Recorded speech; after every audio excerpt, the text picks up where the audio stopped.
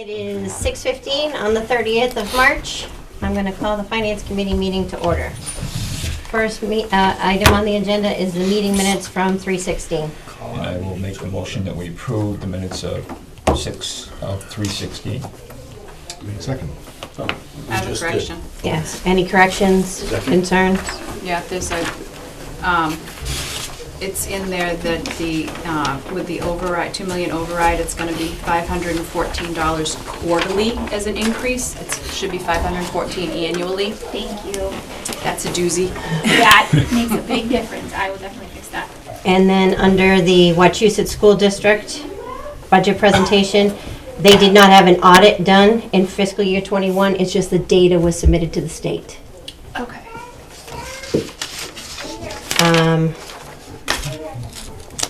And the suggested cuts, there would be $150,000 coming from stabilization.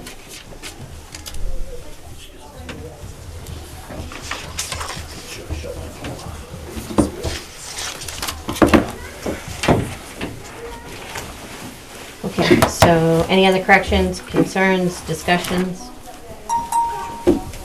All in favor? Should I make the motion to, Oh yeah, I guess you do have to do that. let me withdraw my motion, I'll make the motion that we approve the minutes as amended. Second. All in favor? Aye. Opposed? Okay.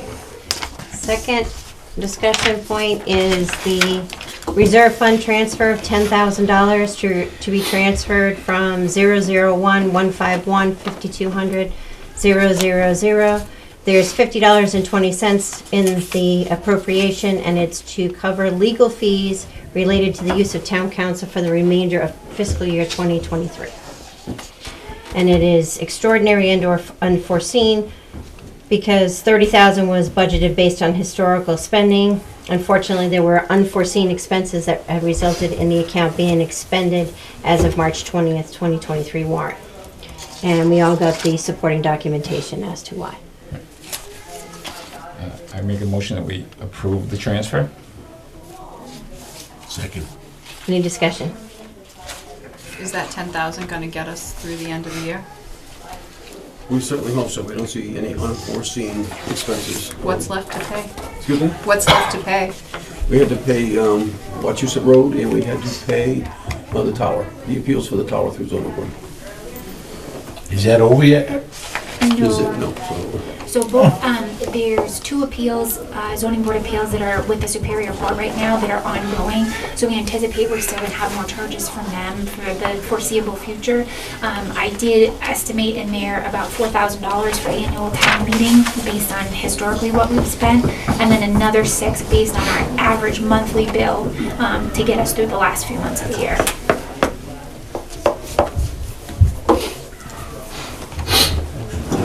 Any other discussion? All in favor? Opposed? There you go, ma'am. Oh, perfect. I got it too. Thank you. Okay. RDIC is next. Mike? Hello, folks. Thanks for allowing me to come. I've been watching your meetings with great interest and sympathize with all you're going through, but most importantly, appreciate the effort that you're putting in to try to get this budget straightened out. I wanted to just spend a few minutes giving you the RDIC's perspective of our department. And if I have a little bit of a spreadsheet here that I did. If you want to just pass it around, it might just be a little easier to follow. So what you're going to see here is what I call RDIC generated revenue. And I basically consider our board a revenue source, not an expense. And if you, I'm going to show you examples here. So the first item, it says revenues paid to date as of March 20. Mike, I need to correct you on that. You are not, it's no different than Seth isn't allowed to say he's a revenue generating, even though the ambulance is, he's not allowed to say that because of the way that it's set up. Okay. It's just the way it's set up, sorry. All right. I'll say then that our board generates revenue, does not cost the town money. call that what you'd like. So, under revenues paid to date in March of 2023, first item is the cell tower on Route 68, which the RDIC negotiated, which has paid us $362,000 to date. In addition to that, there were parking fees for $11,000, tree cutting for $30,000, and I'm going to just ask you to hold that $30,000 thought in your mind for a later discussion. And then Soul Systems, we negotiated with them and got $10,000 back when they pulled out of their, the solar project up there, for a net bottom line of $413,000. In addition to that, the net land sale of the Heights property, which sold for $1,567,500. And by the way, I'll just point out to you, the original offer there was $850,000, and we negotiated to the 1.5, so for a net increase of $717,000. In addition to that, the real estate taxes that went with that sale were $32,000, so there's another, let's just call it $1.6 million.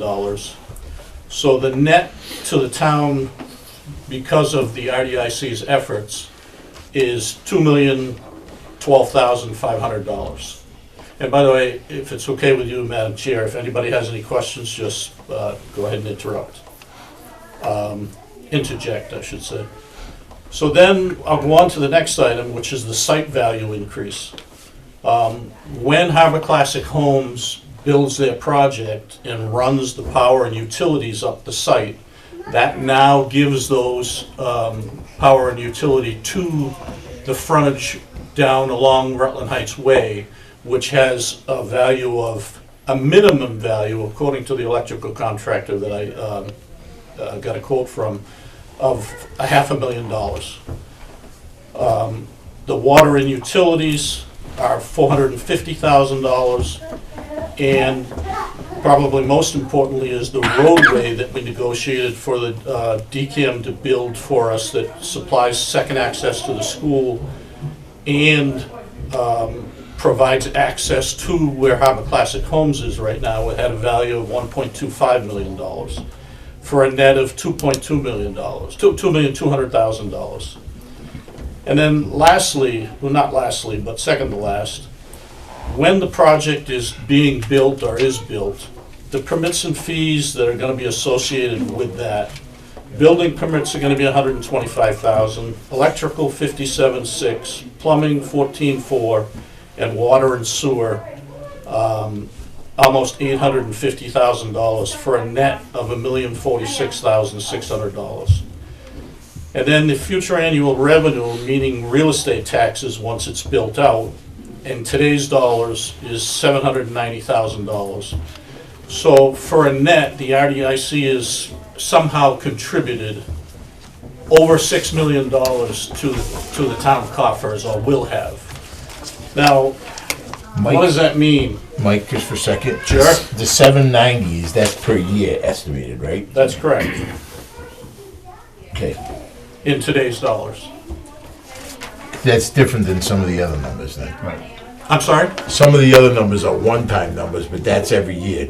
We should make that distinction. That's correct. Okay, thank you. That's why I said future annual revenue. Okay. So, here's some of the things I think the board needs to consider when thinking about supporting the RDIC with some sort of a budget. If we didn't if we did not at town meeting years ago, and this is where I said keep in mind the $30,000 tree cutting, the RDIC negotiated to have trees selectively cut, which generated us $30,000 that was going into the general fund. The RDIC fought for that money at a town meeting, and the townspeople agreed to supply it to us. That has been our basic entire budget for the last, I didn't go back and look at how many years, but we've never really had a budget because the finance committee has always says, look, you've got this 30 grand, you don't need any money. If we did not have that $30,000, we would not have the Harbor Classic Homes project today.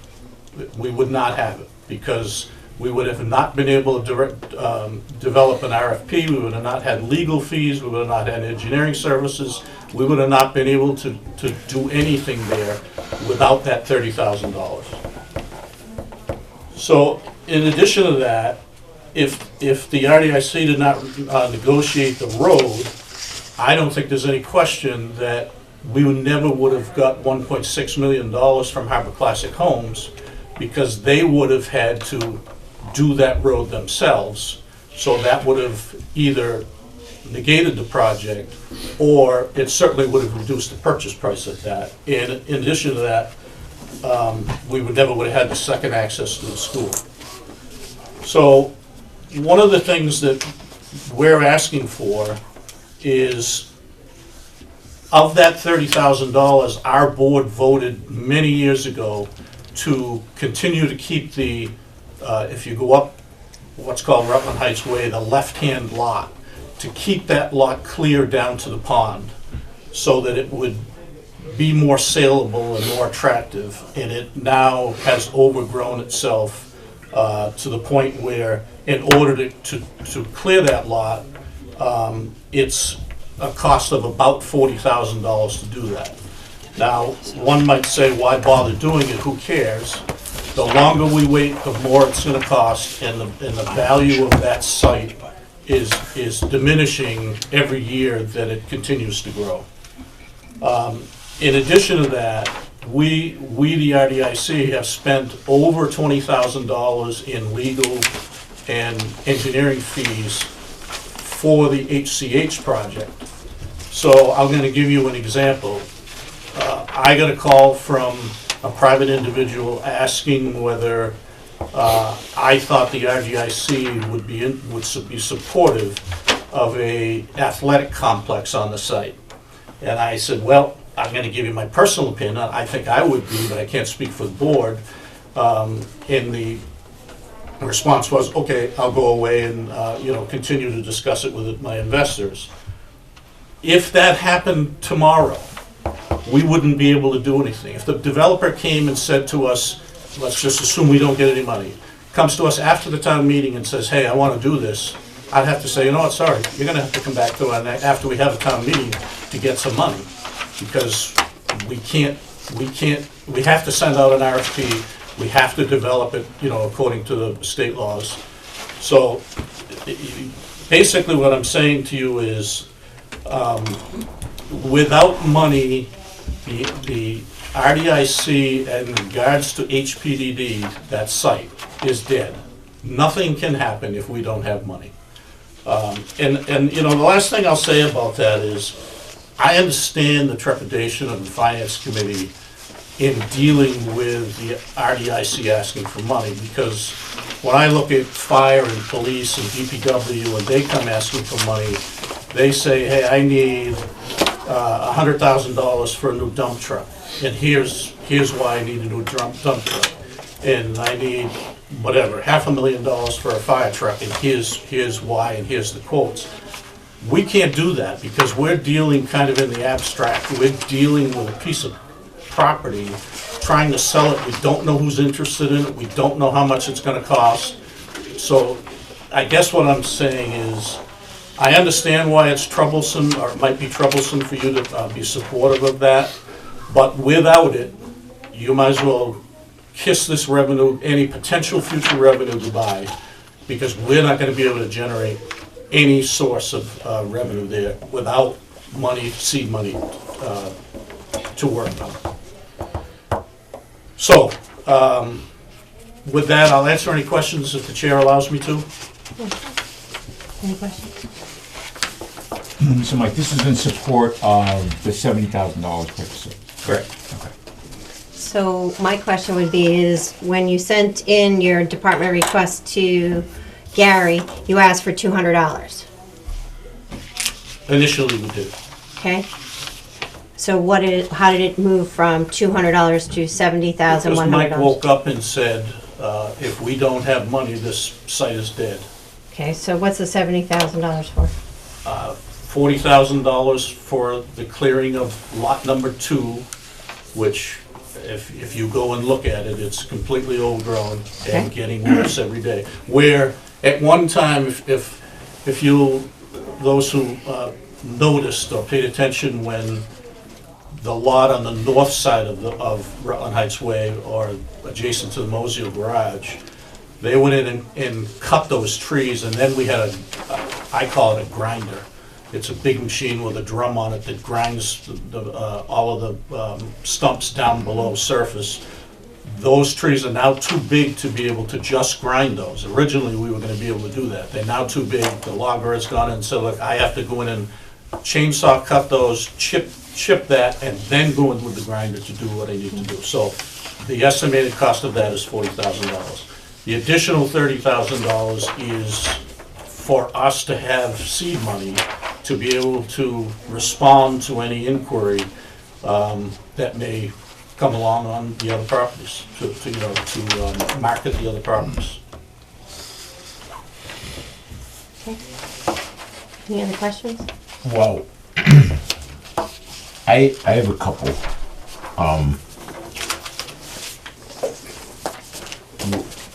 Through the chair to the TA,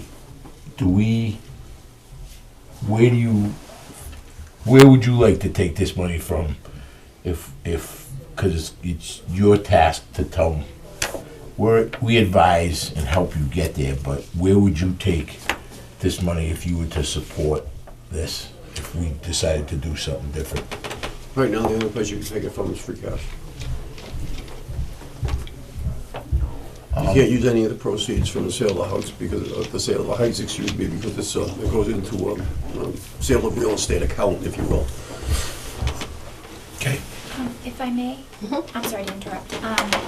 So Becky has just done the recent calculations for free cash, and there's only going to be about $14,000 available for use at town meeting. So free cash would not be an option in this situation. That takes into account snow and ice overages? Correct. That takes into snow and ice, $150,000 towards the Right, rest. just want to make sure. Yeah, Towards the budget. Yeah. correct. Yeah.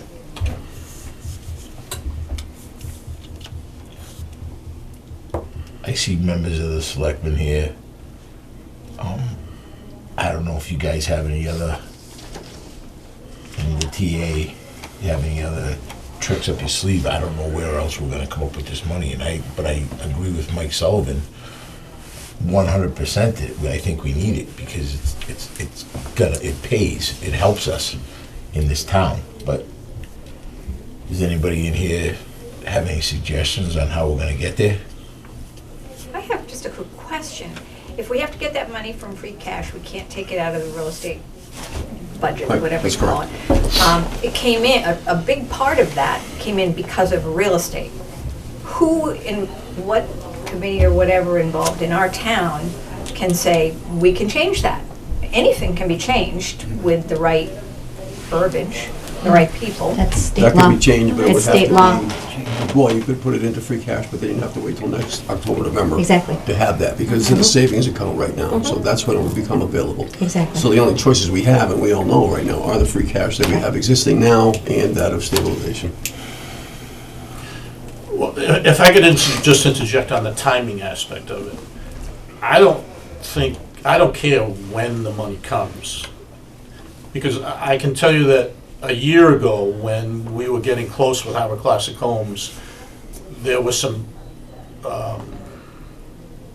maybe come up with the right word, some inquiries into why we were not developing RFPs on the other parcels.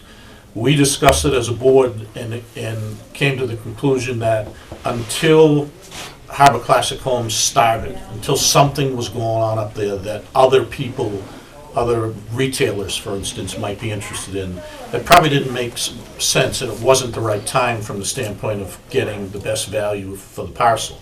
So if you're saying to me, or to us, that we can't have money until September, October, whenever it is, I'm okay with that, because I don't think we should be marketing the property until after, roads are in, buildings are in, so that people can come and say, okay, I want to build a whatever, a strip mall down there, or a hairdresser, or a barber shop, or whatever it is.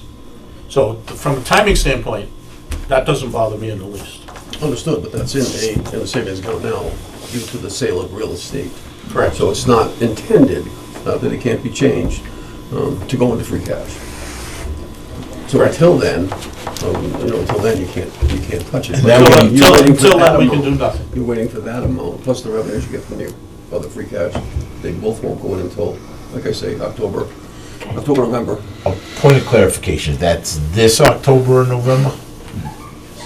This year, 2023. Okay.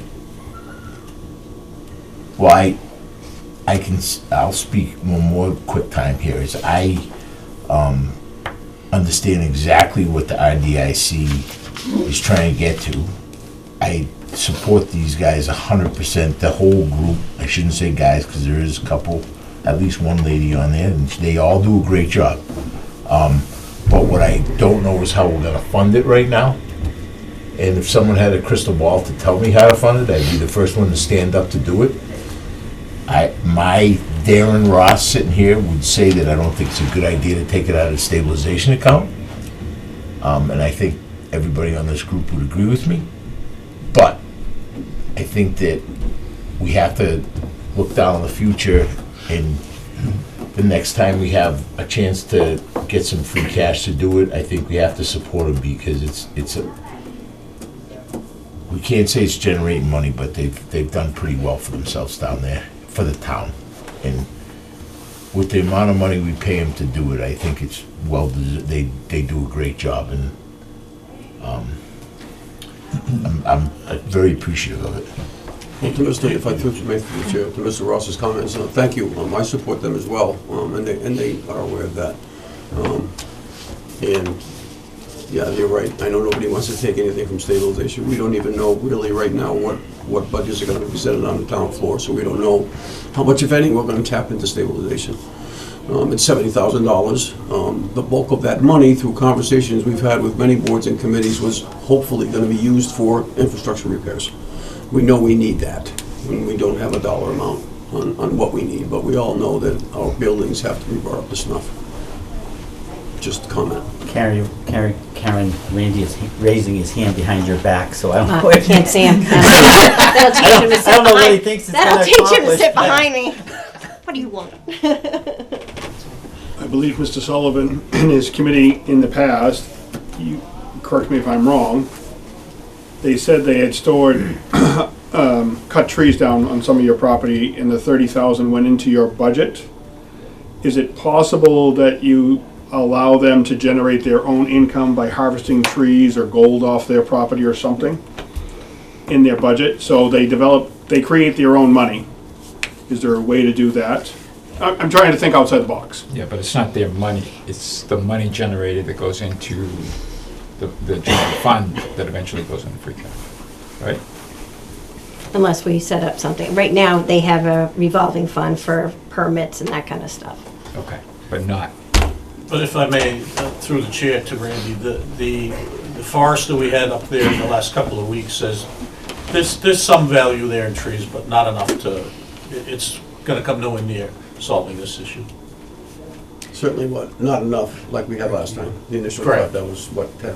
30,000 the first time. And just as a point of clarification, the 70K is covered in the override if it occurs. If the override passes, the 70,000 is It's in in the there. budget. Okay. With the severe cuts everyone is taking, I don't know, I'm speaking for myself, I don't see where we can get that money for you when we're cutting absolutely everything else. If we have to go to cuts, you're right. Well, and I don't think Mr. Sullivan has suggested that. No. He doesn't, Yeah, But- no, I agree. but I think we have to be very cognizant of down the road that I agree. we may get to this point that we have to pull whatever we gotta do to make this happen. How much left do you have of the $30,000? None, basically none. 12,000. But we have, yeah, okay, correct. In the article. But we just got an invoice for 2,100 or something that's gonna come out of that, right? So we're still getting invoices from KP Law on the Hartman Classic Homes project. So, look, I understand the dilemma that you're in. I think it'd be irresponsible of me to not present what I believe is showing you that we are, the chairman doesn't want to use these words, we are an income, we have been generating income and contributing to solving your problem. And by not allowing us to continue to do that, you're gonna lose any opportunity we have to contribute. So if that doesn't happen, if I may, that land no longer becomes marketable in your eyes. There's nothing we can do without money. But there's a risk to that as well. If you become revenue generating, quote unquote, if you get to the point where you don't generate revenue anymore, you don't exist anymore. Well, At that piece of property, there's other pieces around. No, I'm just saying, but the focus is on this one area. if we don't have money to continue to market the property Right. and develop, then the property is dead. Right. How many more acres is available and how many parcels? Well, there are two kind of imaginary parcels right now. They're not defined, but there are two parcels that usably, the total parcel was 88 acres and Harbor Classic is using 36 or something, but you gotta take out the pond and the wetlands and Okay.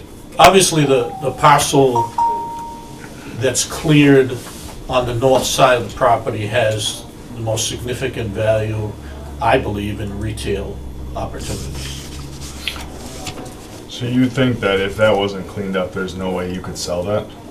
Oh, no, I think you can sell it, but let me just ask you to be a developer for a minute. Do you remember what that looked like with all the pines there? Okay. Well, I mean, there were hundreds of pines there, a stand of pines, trees this big. If you were gonna buy that, you'd say, well, wait a minute, the first thing I gotta do is I gotta go and clear that whole lot. I gotta spend the, $30,000 to $50,000. So sure, could it be sold? Yes, but it's gonna be sold at less of a value. The other thing that, I know I'll get some resistance on this, I believe it makes Harbor Classic's home site more marketable to them. Now, some may say, what do we care about that? Well, what we care about that, in my opinion, is we want those all to be built and sold so that we can get the recurring tax revenue. Right. So I think we want it to look nice so that people go there and want to live there. Linda, you have your hand up. I got answered through the conversation. Mike, can you prioritize the 40 over the 30? And if you don't get it, are you done? Till fall. We're done, well, the answer to your question is, if someone were to come to us today and say, hey, I want to buy this parcel, and here's the reason I want to, the first thing we have to do is send out an RFP. So we have to get legal to develop an RFP for us, so there's money. We have to post it, bid it, all of those, it's going to be some portion of that $20-something thousand we've already spent on Harbor Classic Homes. So I guess to answer your question, if you would ask me to prioritize it, I'd say to have the money available, 30,000 beyond the site clearing available is probably more important to be able to potentially work on a project immediately. But I believe the 40,000 ultimately has a better return on it, because it's going to make the rest of the property more saleable. And Randy. Is there a way that the RDIC can work their magic as they have in the past and encourage or give some incentives to Harbor Classic Homes to afford the $40,000 to beautify their view? I've broached that subject, and haven't got anywhere yet. So I probably should have mentioned that. There may be grant monies available from the state because that particular, the pond is part of the watershed, and they may be willing to help us do that. I've broached the subject with Harbor Classic, did not get a very favorable response at first, but I'm not done there. So it's not like we're just sitting with our hands in our pockets saying, "No, we don't get the money, too bad." I mean, we're considering all options. I need for you folks to be aware you're gonna lose the income opportunity if we don't have something.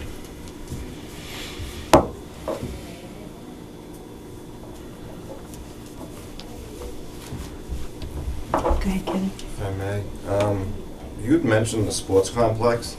This is just my personal opinion. I've never heard that there was an option of that. And if there's even the slightest option, is Little League or any of the other sports teams aware of that? They have some money. I'm not sure I understand your question. You Well, haven't heard I there was an always, option. and this is just a assumption that the RDIC and in general wasn't interested in that becoming a sports complex area. If that, I could be wrong, and maybe somebody else here knows more about Little League, and are they aware that that could potentially be an option? Because I think they're always looking for places. Yeah, they're aware. They're aware that parcel is available for anybody that's interested for anything.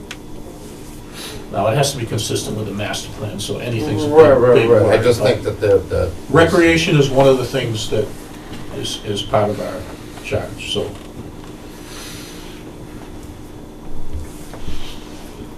But I just want to clarify one of your statements. To say that the RDSC is not interested in a sports complex there is an absolute fallacy. I apologize for No, that. no, you don't have to apologize. I just want to make it clear to the Again, public. I've never been, I'm not involved in those meetings. I was just always under that concept, and that goes back years when I did have conversations with people on the commissions of the sports, that they didn't seem like that was an option up there. I think the miscommunication there is because they still have to complete the RFP. And finding someone to fill out the RFP was where the problem, that's where they fell. That was the thing. They didn't have anybody to fill out the RFP. Mike is required to do an RFP. As far as okay, So it's not just gifting it, they still have to follow the same as everybody fully else. understood. Yeah, no. So that's where, go ahead. Yeah, Nancy had talked to the state about there are grant funds available for like senior memory walking paths and things like that. And I actually talked to her about that because of the old gardens section and stuff like that could be regenerated or something through those grant funds. And especially where you're going to have potentially a substantial amount of future seniors in that location. There may be some grant funding available to at least work in that park area to develop some, especially with the high number of Alzheimer's in the town. There probably could be support to get funding through that, just as another type of funding source. So. I can tell you that the HCH, the Harbor Classic Home project, does have a walking trail that goes around the whole complex and intends to come to our lot line and hopefully progress along the other side of the lake, the side of the lake that we're talking about. From the school all the way around, excuse me, it's from the school all the way around the property to the other side of the lake. Linda County Director, question to you, because it was, I don't know how many years ago, 10, 11 years ago, that a couple of gentlemen from town had a proposal for the development of a sports complex down there. Was that, I just don't remember, was that based on a donation of that land to them and then they were gonna build it? Do you remember? I can tell you who they were, I just don't. I don't think it was a donation. So they were, I That don't know. didn't have anything to do with Rutland Heights. That didn't have anything to do with Rutland Heights. Oh, yeah, yes, it did. Mr. Senecal. Years ago, I remember, they had a presentation. Right, he presented to us, because I've been on the committee that long, and it was, they were interested in purchasing it. They were gonna purchase it or just looking for a donation? I'm just asking, No. I just don't know, okay. Yeah, I think it was going to be a private. Right. Yeah. Okay. And that which would have generated revenue, obviously. I honestly think most of, I don't want to bring up a bad subject, but I think most of the misconception is the big hullabaloo there was about the Woo Sox wanting to go there, and that's another, I don't wanna go down that rat hole, but, you know, it just, that's where they came away that the RDIC wasn't interested, and that was all fallacy. Those who spread that, it was not true. Mike, has there been any review or discussion on what the best use of that land would be? Well, yeah, I mean, many times we had CMRPC, you know, helped us with that. We've had them look at it. We had the realtors look at it. The obvious problem everyone has when it comes to retail is you can't get to Rutland. You know, it's just not a place that people are.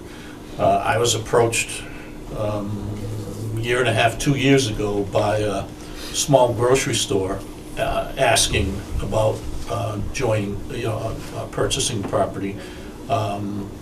They have some sort of a relationship with their suppliers that they contribute to the construction of new buildings. So they went to those suppliers and said, hey, we're interested in moving to Rutland, what do you think? They apparently did a study and came back and said, no, Rutland's not gonna work. Well, that was at that time, but now that you have, how many No, units? well, since then, I've gone back to him and said, hey, just so you know, here's what's going on, we're gonna have 144 units there. He said, I will discuss it with them again, but I don't anticipate a different answer.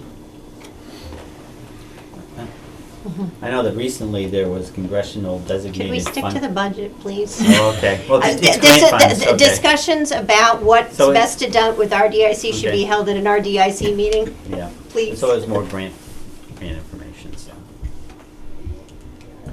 There's ways to fund it, but it's not coming out of anywhere in the budget right now, I think is the bottom line. Without, Without a help. Sure. Correct. But when the 2.5 override passes, you certainly support that, I mean, certainly we all do because it's in the. absolutely. It's in the budget. It's in the not- budget, Yeah, so. it's not a question of Okay. who We supports endorse that, that. but it's there.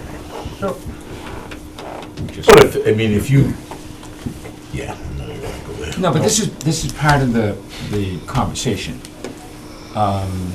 about town meeting and promoting the reason for the override and what it is. And I think we have some compelling reasons for the override. We just need to be able to Sell it. express it. You know, can I just, Madam Chairman, if you'd allow me just a little attitude, if I could make a comment on that statement.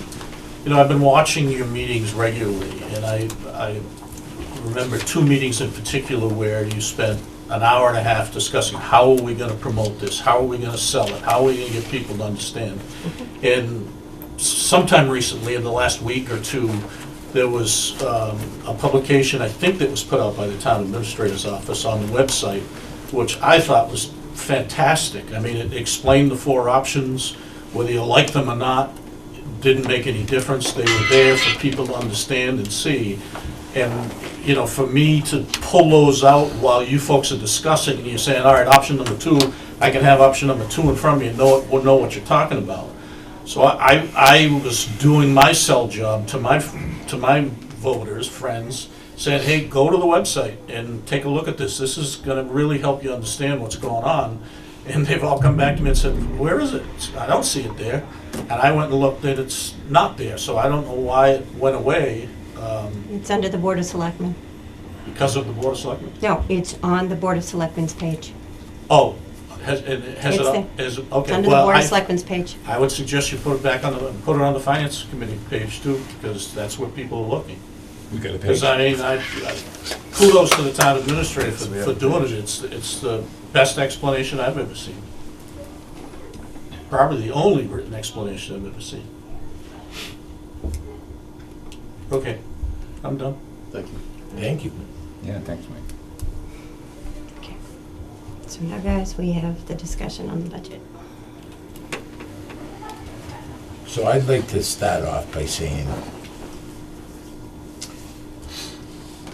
to support the override and to go down that dusty trail and to make this all work Alex has put some time, and I hope everybody's had some Absolutely. time to look at it. And I think that one of Alex's points that was there, that if the override was to pass, it looks like we can get 3 to 5 years, depending on the way that the schools affect our budget in town. And I think that's one of the and I asked that question at the town, I did last time we met, and I think that's one of the points that we have to promote, that, look, we're gonna have to do this, and if we want to maintain where we are. But if someone raises their hand in the crowd and says, how long is this good for? You guys are gonna come back at the best estimate, and there's a lot of time been put into that document, is that we're gonna be between 3 and 5 years. Depending upon the school. Depending I mean, on, you took a great job. It really depends on the school. Right. and there are And we some don't things in have a here crystal that, ball like, either. the harbor custom home, the tax revenue from that, and you know, from the property taxes, isn't, there's some things that, there's a little, it's conservative, but it's conservative in the right way, that we're not gonna get caught. Right. So I think as a finance committee, and once we all think that where we're going, I think it's been shared with the selectmen, or at least some of the selectmen. I think that should get shared to the, right, straight across the board to everybody that manages the town government, and then people can understand where we're going with this. And I think that's one of the best supporting aspects to this that I can see. No matter what way, if we don't pass an override, it's gonna be ugly 1, 2, or 3 ways. There's no getting around it. And I don't know how else we can do it. I had some people talk to me this week about why we're where we are, why this and that, and I've directed anybody that cares to look at the school budget. We have 78 new students in town. That contributes, and there's some other things that the school did that socked us and put us where we are. We haven't increased anything. The town's debt is growing somewhere between 8 and 9% a year. We have a 2.5 override. The levy limit is 2.5%. We're losing every year by 6 or 7%. Karen may have a better number than that, but Darren's old school rough numbers are in that range. So I think we all have to dig in, and I think the main focus we have to do is figure out how many options we want to bring. If it doesn't pass, what are we going to do? And then which option we want to go with. I don't think we need a lot of different options. Just that everybody knows that, I think we have to let everybody know that all the options, other than override, unfortunately, because my taxes aren't going to go up to 300%, the 300 and, or, you know, they're all going to go up, the 500 and however many dollars. But I don't want to pay any more taxes, nor does anybody else, but it's a matter of, do we want to keep the services that we have right now, or do we want to go backwards or remain the same? And both of those two other options are gonna hurt, number one, departments, employees, services, benefits to those employees. So I don't know how else we bring it across, but I think the very great thing that everybody here in this room can take to heart is, I think that the selectmen, the town administrator, and the finance committee are pretty much lockstep in, yeah, we need an override. I think where the division, if it's a division, is how many different budgets we want to go to the town meeting floor if it fails. And in my opinion, being a body that is appointed, and I think what we should do is the selectmen have to step up, and the town administrator have to come on and say, I want this, this, and this, or we want to do this and this, and as long as they're balanced, we'll all move forward and we'll try to get everything to pass. But in my opinion, the finance committee is not to make a budget. We are to review the budget, assist where necessary, and present it on the town meeting floor at the annual town meeting, a balanced budget to the best of our abilities as a group. It falls to the Board of Selectmen and the town administrator to do the right thing and to do the best they can. And I think they have. But I don't want to bring, unless someone can convince me otherwise, I don't want to bring more than option A, B, or C. Done. And let the chips fall where they do, where they may. I can't help it. If people want to stay where they are, don't want their taxes to go up, don't complain about a fire truck not coming to my house, or don't complain about a long call for the cruisers, or when your road's not plowed instantly, or your branches on the road are still. I don't know what else to tell them. But I think Alex generated a report that says we can go 3 to 5 years. That's a positive step. They're not going to go up anymore for 3 to 5 years. We're not coming again. But we got to step up. Every town around us has said within the next couple of years they're going to have to go for an override. You know, some of the towns, the bigger towns around us are saying $6 or $7 million. As much as I hate to say it, we're lucky with 2. I think we need to, you mentioned one thing, that you keep pushing people towards the schools, and I think we have to be careful of that. Because I don't think it's, the schools are attacking us. The schools are the ones causing the problem, or the schools are the ones that are stripping of us our money. Because at the end of the day, they still are about the same percentage of our overall budget that they've been for years. And when you look at comparisons to other towns, you know, obviously there's limited towns that are similar to us, but towns that are similar to us in some natures are at or above our percentage for education.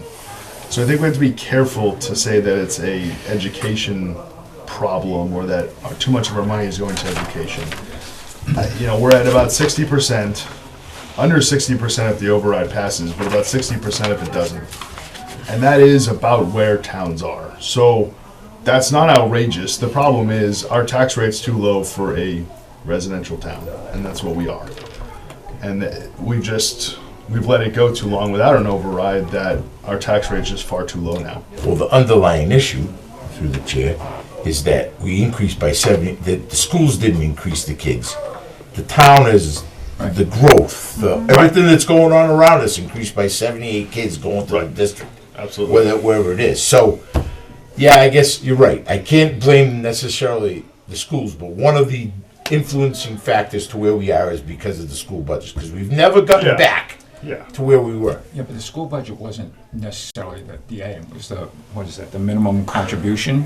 This year it went up. It went up. 78, right. Our share went up, and that was. It had nothing to do with the 78 kids. The minimum local contribution, the state through theirs said that we can afford more. It was like half of the increase was for that. Whoa, but guys, I've been around long enough, so I remember when Holden and Princeton and everybody was mad at Rutland because we were on the low side. We were the poor community. And we then were that year that they adjusted the minimum local contribution, and that threw us into the tizzy, and then now it's done it again. And we'd go to Sterling on the fire department, and they'd be saying, "Oh, you guys screwed us. We can't get a truck because of what's going on." We'd say, "Oh, we're the poor community over here. We don't have no money, you know." But so there's a lot of different reasons. I think we got to move forward, but I would recommend that we just have 2 different variations of this budget after the override and move forward and march on. I mean, I don't know what else to do. So I just want to go back to this real quick. So if you're pointing people, or anyone is pointing people towards the school as the enemy, or they're the ones causing the problem, or they're the ones that are taking too much, however you want to word it and however you want to put it, that pits the people of the town against the schools, as opposed to saying that they're a part of our community, they're a part of our town, they're a part of our region. And it's saying that, the townspeople don't want their money to go to the school because they now see them as an enemy, whereas we need to be working with them to make sure that they're only going to be increasing their, what we can afford, and we need to work with them in the future going forward to make sure that they're not overdoing what we can afford and It that we're hasn't changed, it's still at 60%, you're right. Right. So we need to be careful, and people need to understand. People need to not think of the school as the enemy, I think is what I'm saying. And I think we need to stop that rhetoric because it's not helping anyone.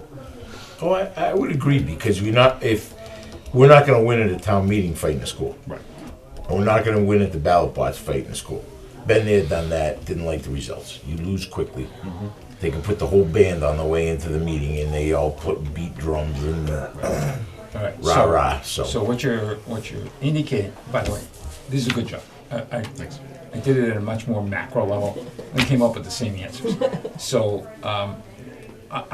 but what it's saying is that we're conceding that we will always be looking to be able to fund whatever the difference is between what the budget is and what the schools have. Yeah, very much. And if that's the case, then, as I'm looking at what your model is projecting here, Alex, 400,000 is not going to be enough of an increase. It won't. Last year, over the last 9 years, it's grown by an average of 6%. So it's not going to be anywhere near close enough for us to be able to get those 3 to 5 years. And we're going to be stuck again. So I understand what Darren is saying, and I think he's right. Let's not crucify the schools. But I think the purpose of the override is to be able to say we've allowed the town to regress as far as services and staffing and equipment. And this is an opportunity at $2 million to bring it back up, to bring the pointer back up to even. And going forward, we can expect that there will be, especially with the 140 positions out there off of Maple Ave, as that starts to come online. We are going to start seeing it. As Mike has said, there's going to be almost $750,000 in new revenue coming in there. So I understand, but it's tough for people to internalize when they sit down and they see that the schools are going to cost $17 million. $17 million. It's a lot of money in 2027. But the override encompasses municipal departments as well as the school. Absolutely. It encompasses everything. Right. It's all inclusive. This isn't pitting either one against. It's the $2 million covers the budget. Right. And it gets us back to the place where we probably should be. We're At least not in closer to place- where we should be. Right. Well, the cost of living has gone up more than 2.5%, so how else do we deal with it? Exactly. If you don't, I agree with Alex, we can't pick the schools, but the cost of living increases have gone up more than 2.5%. The TAs in town have the town employees are getting 2%, but everything's gone up. So I will agree that we shouldn't necessarily pit ourselves against the schools. And I don't want to, we lose that battle, and that's not the problem, because it has gone up. I understand where you're coming from. But I think one of the things that we need to be able to, because I think based upon Alex's model here, I think it's really great that we can go ahead and we can say, from where we are to where we think we need to be able to do, the $2 million is going to get us back on track. We're going to get back on track with that. But we have to be honest about the risk. Mm-hmm.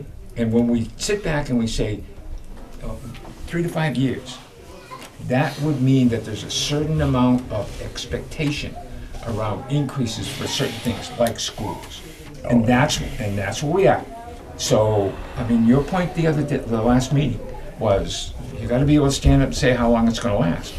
And then Lyndon said, tell me where the school's going to be. Well, right now, Alex is telling us in his model But We just give them what that we assumptions. can afford to use for, Right. you know, But give them he- 400 per It's the year unknown, increase. you can never. But there's not, I mean, there's nothing we can, No.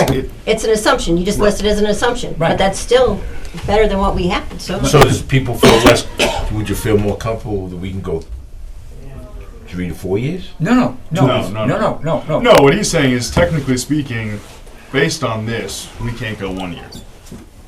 Right. If the school asks for more than 400. Right, I'm Just saying, clarify that. what I'm saying is, we Well, say. more than 400, and we can't use free cash and everything else. to do Right, it. or stabilization, right? Or whatever. What I'm saying here is that we have a model that says 2 to 5 is probably okay, as long as we stay within the budget, and that's everybody.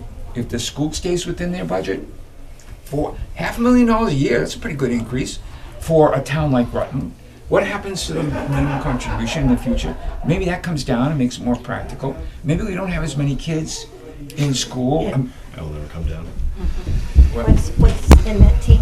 Oh, Once it goes up, it never comes back down. it's really good stuff, you ought to try it. But the point is that we need to be able to be, I want to be able to say, putting on my old consulting hat, you need to be honest with your client. You need to be able to say, this is our best guess, but we can't guarantee that that's where that's going to go because we don't have enough information to be able to do it. This is with what we have and the experience we have, 3 to 5 looks These are reasonable. the assumptions that we use to do. Yeah. I think that's no I think it's different. fair. I don't think it's any different than when you do it at work. You know, here's the assumptions I use, because at a certain 3 point, years it's from just. now, who the hell knows what Right. things We all, are going to be. we've all had time to review it, Right. and we agree with where Alex Yep, says. absolutely, without a doubt. I mean, there's nobody there that went, oh, you missed that number. Yep. I haven't heard Gary say anything that he thought it was, or anybody else that's seen it, so I think that's a group of reasonable people think this is a good idea. How's that? It's a good start. Yeah. And there will be absolute change. You know, next year there will be change, the following year, and there will be change. And somebody will have to upkeep it, and somebody will have to make sure that we're staying on target and on Not track. going anyway. Yeah, it doesn't mean I can always do things. And there's a lot of things in here that may not come to pass. You know, I put in a lot of operational increases that don't necessarily always happen. It's very standard when you're doing forecasting to put in expected increases. That doesn't mean that those things are going to happen. You always use worst case. Yeah, so there's increases in here that may not happen and therefore can go to the school. I also didn't put in any one time other than $150,000 towards from free cash, which is what we use every year. There's also a $200,000 contingency in this every year, which means that there's $200,000 that we could use towards whatever needs to be balanced. So technically speaking, school's not listening, we could afford to put $600,000 towards the schools, not Right. 400. Right. So that's a pretty big swing, but I think that 400,000 is a pretty good place and a pretty historically decent place to start off with the schools. This is an anomaly year. This is not normal. $1.4 million increase towards the school budget is not normal for us. Well, just to be devil's advocate, when we sat, we had superintendent's name was John. Riley. Yeah. When he came in, he said that, and when we were at the meeting in Holden, he said, you know, next year we're going to be asking for more staff because we just couldn't get it into this budget. Again, my caution is that, you know, honesty says this is where. But I do think that the 5 towns are gonna look at them and go, hello, remember that E&D fund that you didn't have certified? You can use some of that to help. Excellent point. And I think that that's a whole part of new administration, work with them. Not Transparency. against them. Right. And say, here's what we put in our forecast going forward, here's what we can afford, is there wiggle room? Yes. You know, what sort of wiggle room, and work with them instead of and I think that them having new administration will allow us to have a little bit more insight into what's going on at all times, and will allow the negotiation to be a little bit more helpful as opposed to just shut off. I hope. We got a much better picture Yeah. where things are at from the this. It seems like there's a good indication that we will have more And they're power. still trying to dig out. Right. So, I mean, imagine if she didn't have to dig out what we would have seen. Yeah. Through the chair, if I may. Yes. To Darren's point regarding the cost of living, you're absolutely right, Darren. Last calendar year, cost of living increased 8.37%. So you're absolutely right about that. My question would be, we all know we need the 2.5 override to get through this. And to Darren's point, we should put 2 more budgets on there. I don't know, my opinion, that that's a good idea after the 2.5. I think you should go with the next top choice. My concern, which is, yes, a use of stabilization. My concern, obviously, if the 2.5 were not to go, and we went with the next best choice, which is still a tremendous reduction in public safety and all departments combined. My concern, if it didn't go through, is what's gonna happen next year? Well, by using How much you need. but by using stabilization, Things are worse. we're going to start off fiscal year 2025 with a $540,861.24 structural deficit by using stabilization. That's starting off the year. Right. That's 150 plus your 390. That's a lot of money. And It we is, dealt and with I that with agree with Ron. you, I understand that, but. I mean, so that's all we're doing. If we don't pass the 2.5 and we pass the next one, all we're doing is kicking the can down 1 year. One more year, exactly. That's all we're doing. And that's what we've been doing in the past for how many years? Yeah.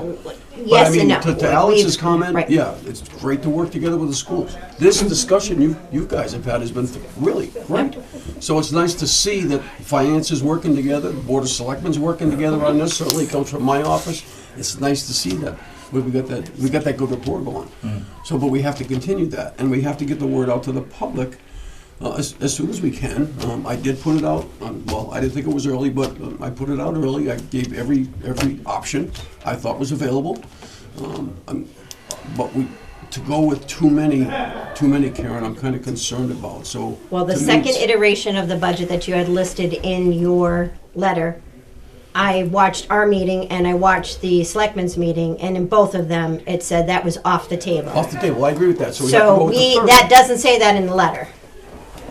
Understood. So the closing of the council on aging and the library, could you please tell me, in Off your the own table. words? For the camera. That was just everything that was presented from day one when you asked for the first budget. I don't want that.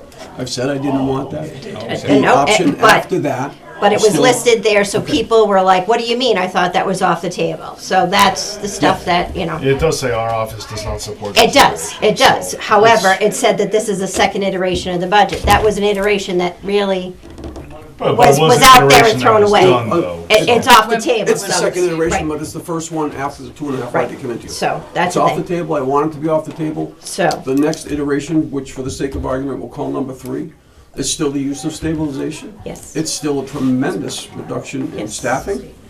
But boy, if you go to the next one, even that one's gonna hurt, and I know that, it's gonna hurt. I don't wanna bring, I'm afraid that if they didn't accept iteration number 3, which is keeping everything open, what would happen? That's what I'm afraid But, of. But if they vote down using stabilization, then what do we do?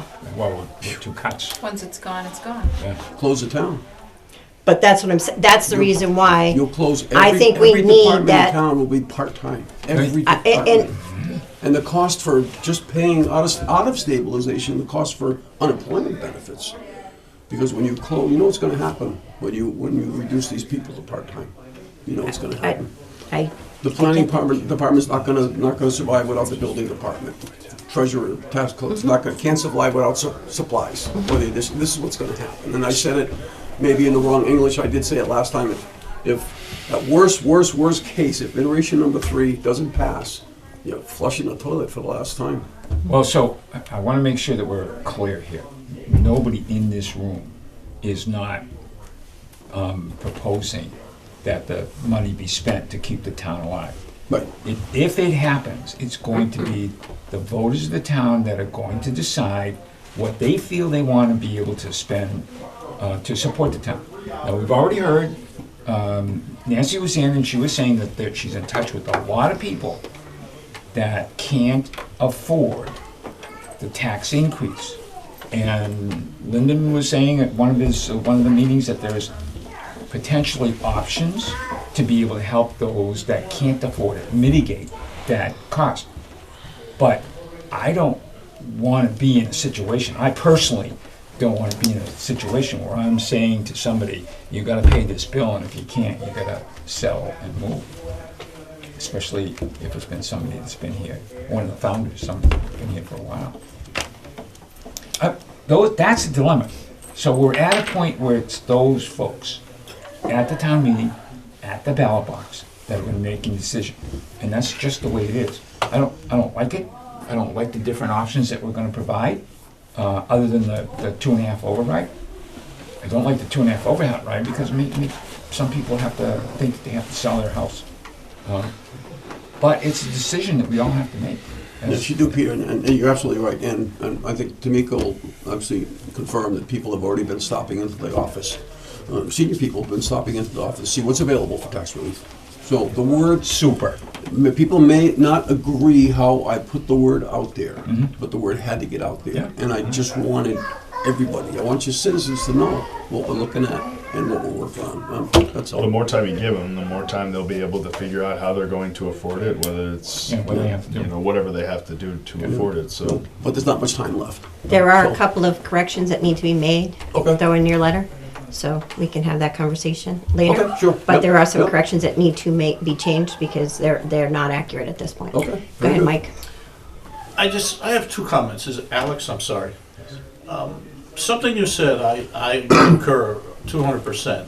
For you to pit the school people against the budget, I think is a lose proposition. Because, I mean, if you look at the people that turn out at a town meeting when there are big issues with finances, it's all the young people because they don't want their school kids to get hurt. So I think that's a lose-lose. So I certainly agree with that. We've seen it before. Oh, it happens yeah, absolutely. I'm also not saying that because I think it's pitting, I don't think we should be blaming the schools at all, and I don't think that the schools are the town's problem as well. Right, I'm not right. just saying that we shouldn't be. Yeah, and Blaming I'm them. not blaming the people for turning out. I would too if I had a young kid in the school. Sure. But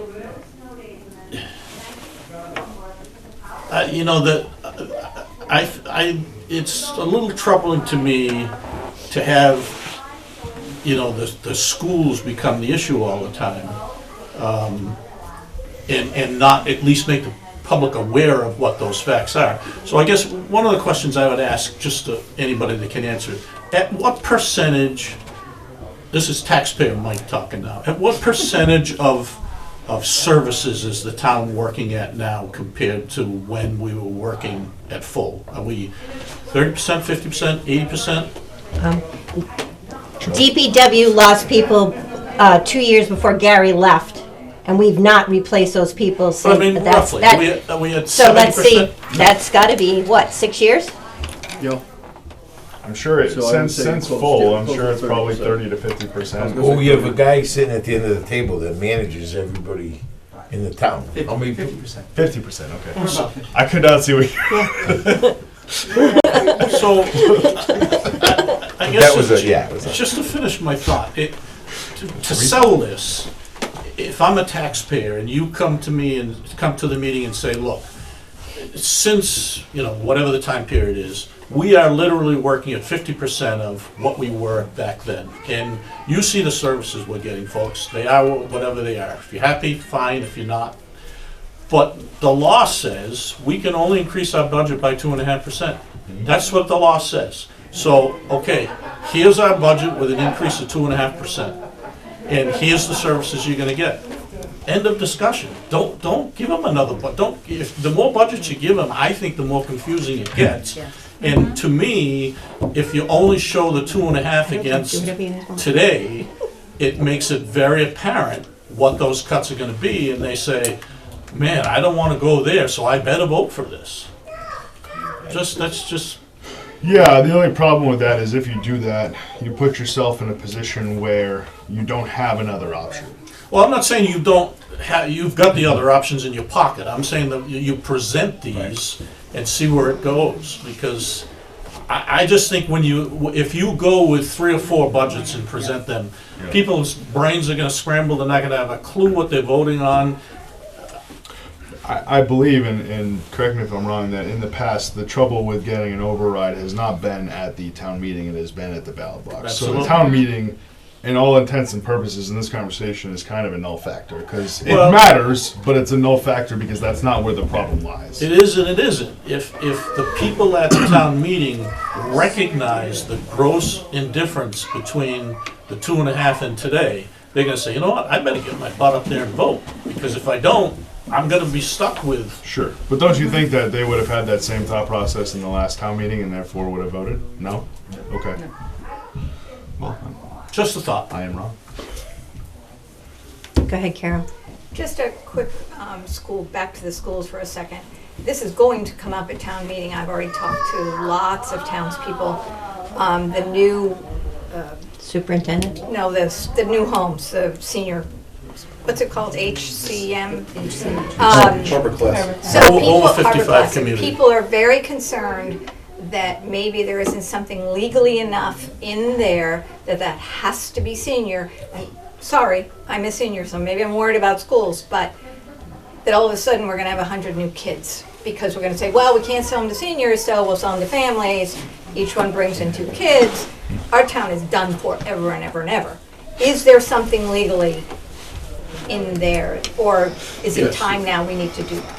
Yes, there is. So There's never gonna be 100 kids. Well, whatever, Now, I can tell my friends, no problem. there are exceptions that if you're over 50, excuse me, I'm over 55 and my grandchild, for instance, has some sort of an issue and needs to come live with me.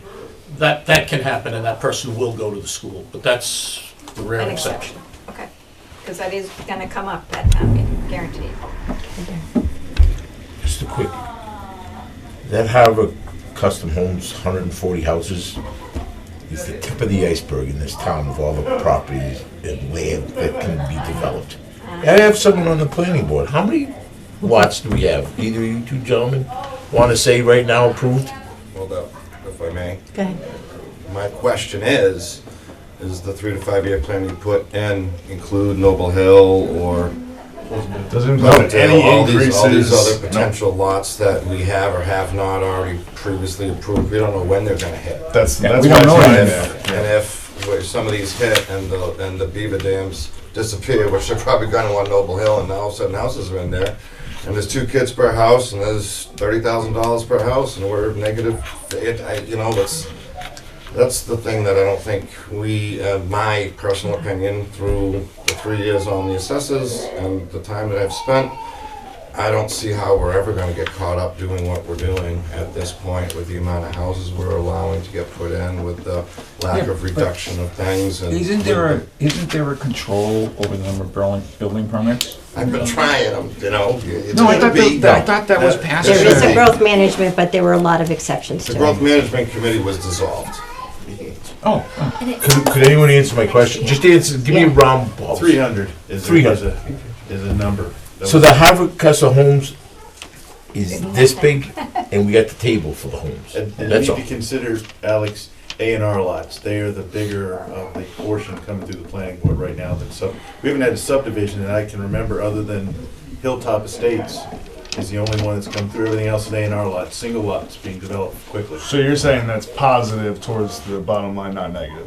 It's negative, It's actually. negative. It's negative. negative It's because a the house. A&Rs can build faster and there's no subdivision restrictions. Approval Oh, no not I thought you required. said there's no subdivisions. Oh, no big subdivisions. No big We haven't had- subdivisions, but you We haven't can, had any subdivisions other than Hilltop come through, but like Kevin said, there's A&R, or there's subdivisions on the books. Around 300 around houses. 300 with Pleasantdale. The A&Rs are the problem in this town, and that's what I've been trying to speak up, and Tim's right next to me, and I haven't been allowed to speak up about those in the bylaw subcommittees. I haven't been allowed, and that's a problem in this town. And I'm not getting, that is a budget discussion, But to you two 100%. gentlemen, if you could answer it, I believe it's 123 homes were slated for Noble Hill. Correct, And I also am understanding there's a special permit for that. correct. And I'm also understanding that because a shovel wasn't put in the ground, in a 2-year period, it requires another special permit if it's gonna be sold to another developer. There's a certain planning board member that is asking the question about rescission. Hasn't gotten, it's come down to legal questions, because that should be a planning board Yeah. discussion, not a Yeah. finance sorry. committee Okay. discussion. the To answer your question, Alex, about 300. Let's stick with the So budget. that was, yes, so that's part of my comment there, not a question, I don't have a question about, my comment is that that doesn't include that, and, you know, that's something, if anybody here wants me to, I'll stand up at the town meeting and mention that and say, look, we need to take this also into consideration, this 5 years doesn't include the potential for 2 to 3 kids per house at negative X per the school, up we go, it's never gonna change, so. That's to the conversation about the risk that we say 3 to 5. So I think that needs to be part of that dialogue. And the other thing I was going to mention, if I may, when I did spend time on the Board of Assessors, and maybe somebody there could speak up to it, we had, not a lot, but occasion to offer abatements back. And veterans and/or elderly would come back and say, this is where we're at. Here's my Social Security check, here's my tax refund last year and the year before.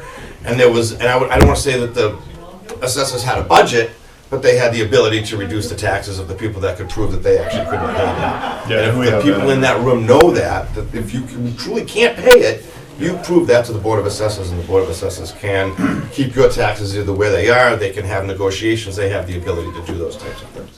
That should be mentioned at the town meeting. I won't belabor this point. Just one thing you need to think about too is there is an Affordable Housing Act that says that every community has to have, I think it's 10% affordable housing. Yes, We have less than 1%. yes. So if a big developer come in and wanted to build affordable housing, they circumvent all zoning and away they go. So if you think you got a problem with existing approved lots, Hang on.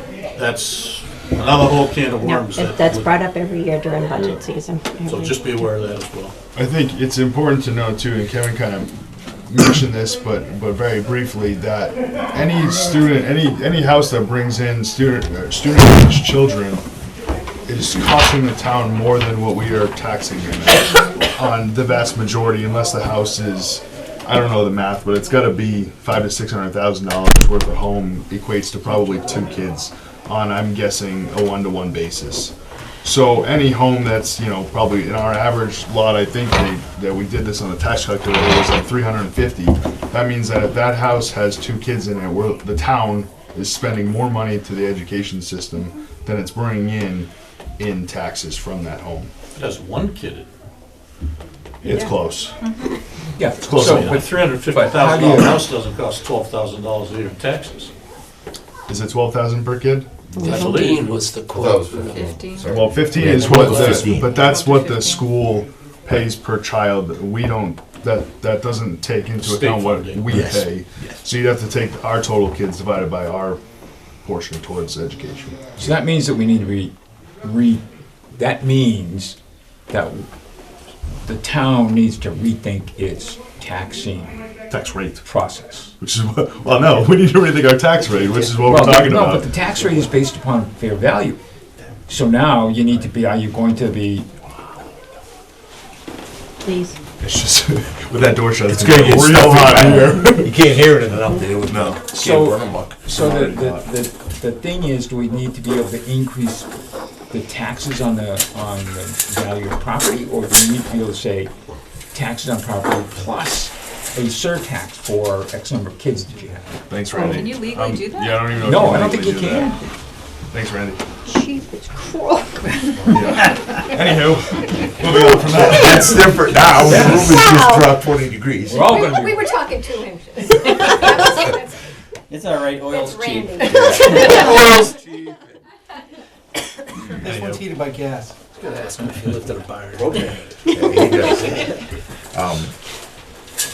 I don't know where we should go from here. Well, I guess the thing would be is we, as the finance committee, have to make a point as to what we want to bring forward to the town. Because what do we want to bring?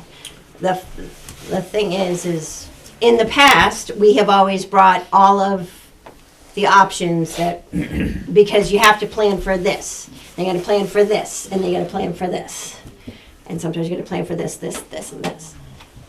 well, but what gets on the warrant? Isn't it just a, We put the first one through, right, and then see what happens. all right. But so- you gotta put one, Right. and then you gotta put 2, and then All right, you so gotta the be first prepared. one, the first one. Is a that we're 2.5 gonna- override. Is gonna be the 2.5 override, $2 million. Please pass it. that fails, At the, then, at the ballot. no, it fails at the town meeting. Town meeting folks say, nah, we're not gonna do that. They never get to the ballot. So what do we do with the warrant at that point? Do we just amend the article to be the next? Okay. Next one. The next, Okay. the next. Yeah. So we're there most of the night. And Karen's, I'm gonna support Karen here that if we don't plan ahead, it's gonna be an extremely long town meeting if we have to figure a budget out on the fly with the town administrator sitting there sweating and everybody sweating, because it's not an easy exercise to change numbers. We've been there when certain organizations changed something on the floor that we didn't plan, and it got scary quick. Well, but don't we have our proposals? They're in. No, but if a department in town has enough votes to make an amendment to his budget. Yeah, that's something we can't predict, and Right. we're gonna have to. Right. No, but you're doing that, but I've been there when that happens, and it's not a fun thing, so what Karen's going with is we should prepare for a few options. I don't know how many options, but, and I'm gonna say right here in this room and to everybody else, the selectmen and the town administrator have to give us their best version of a budget, whether it's 1 or 5, after the override, and then we need to have a joint meeting and understand what the ramifications, coming from this fund, coming from that fund, it can't come from here. We're gonna have to close the library, we're gonna have to do X, Y, Z. I am not gonna stand up and say that I wanna cut somebody's budget. That's their job, they're elected officials, and that's his job, he's a paid official. But so it's my opinion that we already have 3 options. We have the override, we have the use of stabilization, and then we have billion cuts. Those are the 3 options that we have, As much as they suck, as much as they suck. but I mean, Excuse me. it is what it is. Yeah. And I don't think we could slice it and dice it 10 other ways. Right. But no matter what we do, it's going to be terrible. Right. What we have to guarantee with the selectmen and the town administrator is we have to guarantee that those 3 options are balanced. And we gotta take out the little questions that Karen has about are they right? And if they're right, it is what they want. Well, you're right, but that, like you were saying before, that becomes, Karen's made some proposals as to what the amounts should be. Now it becomes the department head's responsibilities to be able to take that and go back and include that in their budget. If it's 10,000, it has to come on. Well, in fairness, it's us to say. I think Darren's saying we should have just said they need to cut. Well, what we did in the first place was say it needs to be a balanced budget. Right. Not we can't be saying any 10,000 from this department, 10,000 from this department. Karen gave them a different set of options. Right. And just Yeah. Right. she spent a lot of time doing it. But I think that becomes that's the job of the finance committee, to be able to recommend where we think that they should be. But it then becomes the department heads and the TA, along with selectmen, to be able to come to an agreement as to what they want to be able to do. And Well, I then we think would then be taking that and recommending. So I think I would guess, and correct me if I'm wrong, Gary, but I would feel that the town administrator feels like he is being forced to make the cuts that Karen said in the last meeting we had. In those departments, cutting those places, and that is what the last budget, the balanced budget, is what we're going with without. As opposed to giving him the lump sum number, the sum of all of those, and say, here, go and figure it out? Yes. Okay. So, that's a question. Right. So, and I think the truth of the matter is we haven't actually come up with what budgets are, and I know that's what we're discussing, what budgets are going, but we also, as Darren's saying, this is part of the select board too, and we don't have the full select board here to come up with a conclusion on that, of what budget we're gonna bring. I know you disagree, but that's not the selectmen's job. That's the finance committee's job to bring forth the budget to the floor. I won't disagree with that fact, but it is not our job to make the budget, and we agree on that. Right. You know, I didn't make the budget, I just brought forth some selections so that we weren't just kicking the can down the road for a year. Well, I'm not arguing with you. I think you did a great job, and I admire what you did. But it's not Darren's opinion. I don't think it's our job. It's the selectman's job, and I'm gonna point back down the end of the table. It's his job. It's the So- town administrators, not the board of selectmen. Well, through the town administrator, the selectmen approved that budget. They know exactly what's in it, or they should. So the budgets, the proposals are all balanced. They will be. By the time they get onto the warrant, they're all gonna be balanced. They're going to have the revenue, the expenses. Just so you know, there's different ways to look at balanced. I don't even think that the finance committee budget that we agreed to last week is balanced, because it takes $150,000 out of stabilization to pay for unemployment. Well, but So to me, that's not balanced. Well, it's balanced if the money is there and the intention is to be able to take it and use it, then it's balanced. Well, she's saying we would Whether or still not need it's practical to do it two-thirds. is another question. But you need 2/3, and it's gonna hurt our bond rating. We all know that there are Right. some projects coming down, we need a good bond rating. It's hitting a savings account and all that kind of stuff, so, but that becomes the function of our recommendation. I agree. I would think. That if we look at it and we say the dogs come out of stabilization, or it comes out of free cash, or whatever, and that's the way the thing is going to be balanced, we would not recommend that. But we will recommend, if we feel that, that we need to be able to draw the money from someplace, we could recommend that that would be a way to do it. Just like we're saying, a way to do it is by getting an override, or applying for an override. if you don't get the 2/3 vote, pulling that 150 out of the budget is Right. going to be extremely, extremely, extremely painful. And I understand that.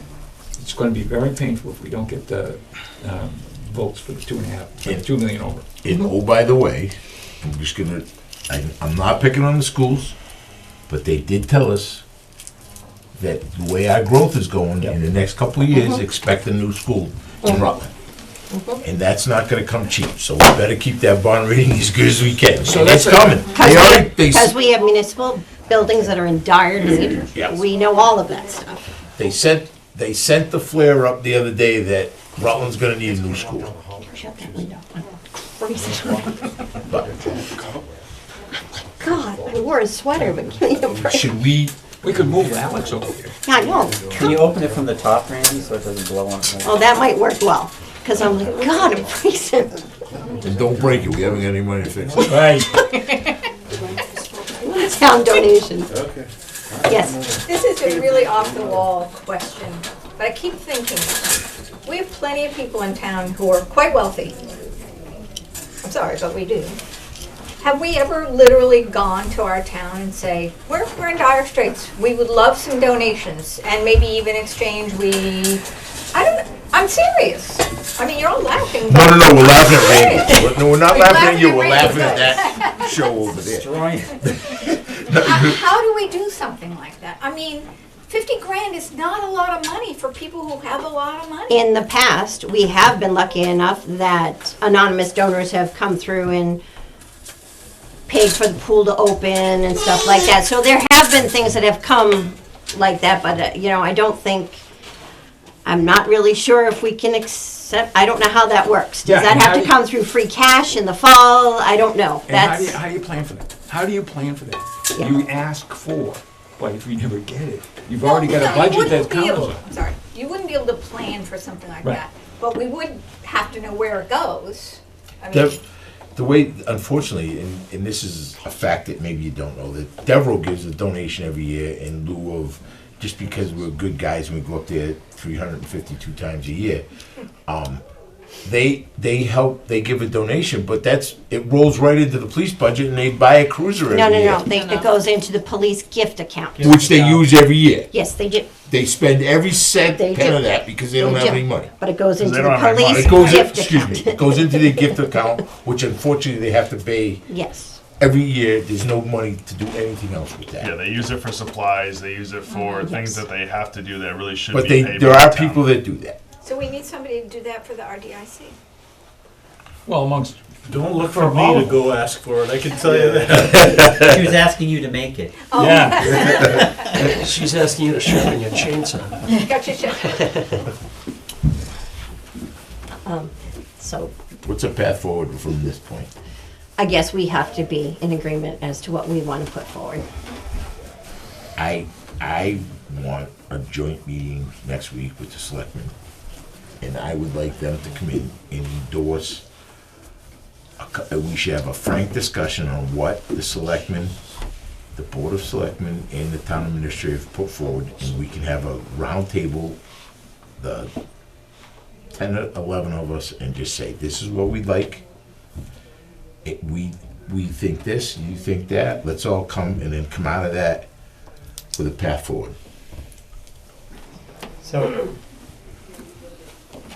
what you're looking for the selectmen to do is come up with 3 budgets and give them to you guys and say, this is what we stand, that the board stands behind. Well, Is that I what think you're you've looking already, I think you've already got. No, answer me, yes or no. That's what you're looking for, 3 different budgets, that's what you look, that you, no, I'm saying you, you are looking for the whole board. Yes or no? Yes, Okay. because it's, in Then my opinion, Then I it's, will make a point of bringing that up at the next selectmen's meeting. because I don't feel it's our job to But- affect his budget. I think it's our job to figure out how to figure out funding, and to come to some agreement as a group. If you feel differently, And advise, and advise. Well, so, suggest. what would we be expecting the select board to provide? They don't have to, because the town administrator's already done it. I just want them to know where we're at, and we can have a group meeting and So say, what you're saying is that what the town administrator's already provided should be selected by the select board? Approved, or whatever. approved. That's all. Okay, and then it comes back and it becomes, Well, let me ask this question. Do you pointed the finger at me, I'll point it back at you. Does the the select board approve or disapprove what the TA has put in? I'm gonna, If I can, let me Can't answer answer that that. for you, Skip, because I believe, London, correct me if I'm wrong, but 2 meetings ago, I asked for a motion for support of what we'll call iteration 3. They all have said publicly, we need a 2.5 override. And I did ask to Skip, you were Yes. sitting right next to me. I asked them to support iteration 3, which involves, to me, still a worst case of all buildings remaining open. With the stabilization. But the finance committee brings the budget to the floor, not Correct. the select. I mean, I if I can understand. through the chair, I mean, obviously you want the support of the select board, but Yes. if the select board and the TA are gonna make the determination on the budget, why are you here? Uh-huh. It makes no sense. That, you're supposed to take the numbers, the town administrator makes suggestions, and you determine how it's gonna be distributed. And then that's fine, you want the select board to support it, but if the select board's gonna determine the budget with the town administrator, we don't need you. What is your purpose? You wanna put it on us and say this is how it should go, then we don't need you. What does the bylaw say? well, no, but the What point, does he's the, gotta wait a minute, what does Mass General Law say? Wait a minute, one more It question. says the finance committee will bring the budget to the floor. But it doesn't say that the select board will determine the budget. So you have no, so I that, think it does. No, all right. no. It's Gary, the did you finance get town committee. council's ruling? I had a verbal conversation with town council, I have nothing in writing. I printed the town's bylaw today, and it said recommendation. The finance committee brings the budget to the floor with their recommendation. I thought it best served the interest of the Well, town. let me. But did it say that the select board would did not develop mention. the budget? Well, I believe it says town administrator will develop the budget. The current bylaw does not, because the current bylaw was built before we had a TA. So the finance committee handbook says that the prime function of the finance committee are to review departmental budgets and submit a balanced budget to town meeting. All municipal officers authorized to spend money must annually provide the finance committee with estimates on how much funding You will have be this needed. book. Right, I'm sorry.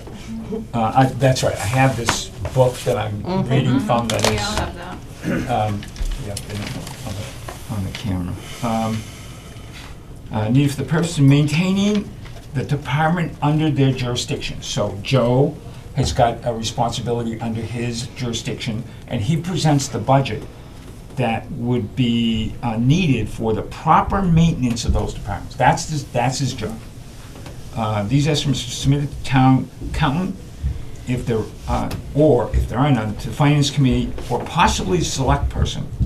These estimates are used in the preparation of the town's annual operating and capital budgets, and then it's presented to the town. So we're doing what we should be doing. I think that what Darren is looking for is, are we at a point where what we have is something that the town, the select persons, the select board can stand behind and say, one of these three has got to go. And it's either got to be the override, use of Stabilization. savings accounts, if you will, or it's got to be a total cut. Am I wrong? I agree 100%. And I'm gonna just, Lyndon, I understand where you're coming from. What are we here for? We're an appointed for a 3-year term by elected officials. That's a 1-year term. I'm not elected. I'm not paid or anything else. I will go and fight the fight for this budget, and I will do whatever we need to do to make a balanced budget. I'm just saying, it's got to come to us in a good form, and you know who I am. I'm not afraid to go up there and stand up and do what we got to do, and I'm not afraid to cut it. But what I cut may not be the guy that is running the town administrator's best. If he doesn't want to cut, let's use terms, if he doesn't want to cut money from the fire department, and I say he should, that's my job to tell him that? Absolutely not. He should go to Seth. He should ask Seth, in my opinion, this is what we got. You decide it, come back to him, and then we agree to it. I think our role is more figuring out how to finance these things and where we're gonna get revenues to do it. Well, I guess that's why the new bylaw states that the town administrator will bring us a balanced budget. I mean, Darren, I did it for We're 12 just not years, so there. I understand what it's like to be on the finance committee. And I made cuts for many years. The finance committee made those determinations for the 12 years that I was on there. Then game on, let's do it. I got no problem with it. I just It don't- doesn't mean that it shouldn't be support across boards. I'm just saying that people have charges. So I guess my question to the town administrator, based on the final iteration that we have to use as a, oh crap, nothing else passes, do you support where those cuts came from? And obviously, we don't want it to happen, but where those cuts were made, where you were asked to take them from, is that what you would suggest as the final budget? We did not ask them to take them, we just gave a total for each department. For each department, yeah. Where they Is took that it where you was would their- take those from That's what those they, I Well, gave that to each department. They so- gave me their recommendation on where that would come from. Right, so the only thing that we did talk through is steps and COLA, right? And we said that you can't partial that out, you can't piecemeal That's that out. correct. That all had to come out. So we almost have to, I think, make a condition of the adjustments that if, and because it's the accountant that would be the issue here, or affecting the change, we should probably say either all departments are going to affect COLA and steps, or no effect, no department. And that's the requirement. Then that number is that cut number is the number that these guys, these folks need to be able to come up with someplace. But That that's already was done. last, I that got, was I got done. just one statement. And Lyndon, I thank you for your service when you stepped down from the finance committee, because you guys did a great job. Just because you guys had to do that doesn't mean it was the right way to do it. And it wasn't what was right. And I appreciate you did it, but nobody else stepped up to do it. my point is, I'll step up and do it. I'm not a little bit afraid, but I don't think it's our job to do it. That's all. I think there's other bodies, their instances, it's that guy at the end of the table's job to do it. We will support them, we will make recommendations. That's my point. I've said where I'm at. I'm one member of a committee, and I will follow what the committee wants to do. I'm not gonna pick my ball and go home, but we'll do whatever we gotta do. I think unfortunately the new bylaw isn't in place where it says that the town administrator will bring us a balanced budget. So therefore it does unfortunately fall on us to do. Okay. But that being said, I 100% agree that it would be great if we could get all parties involved, finance, select board, and TA, to agree on whatever iterations we are bringing and what those iterations entail. I agree. And I want to make sure that all three of those parties are in agreement. Agreement, thank you, can't speak, of what those are. And I'm not sure that we are. I'd like to find out if we are.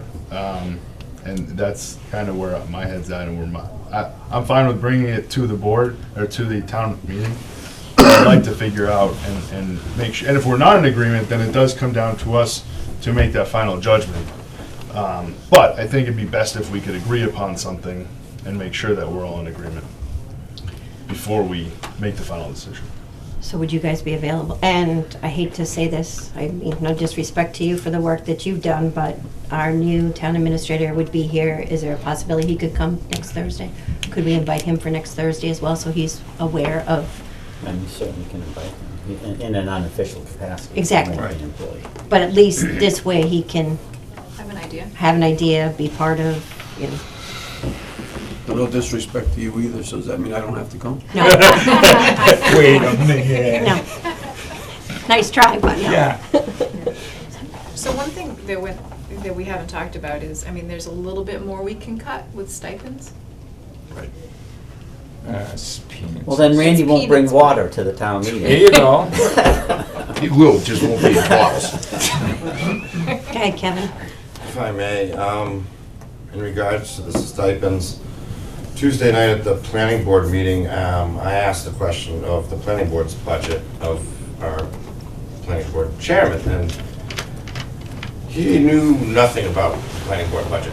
Didn't even know the stipends were part of the planning board budget. And when I asked, about that and how there was no change to the planning board budget, but there was changes to all other budgets. I mean, every department in That's not a true statement, but go ahead. Well, that's That's not a true statement, and I can stand up, but continue with the statement. That's what part of the explanation I'd like to hear is that, with the stipends and with the budget and what you said, Mr. O'Malley, that so the chairman of the planning board should have presented something to.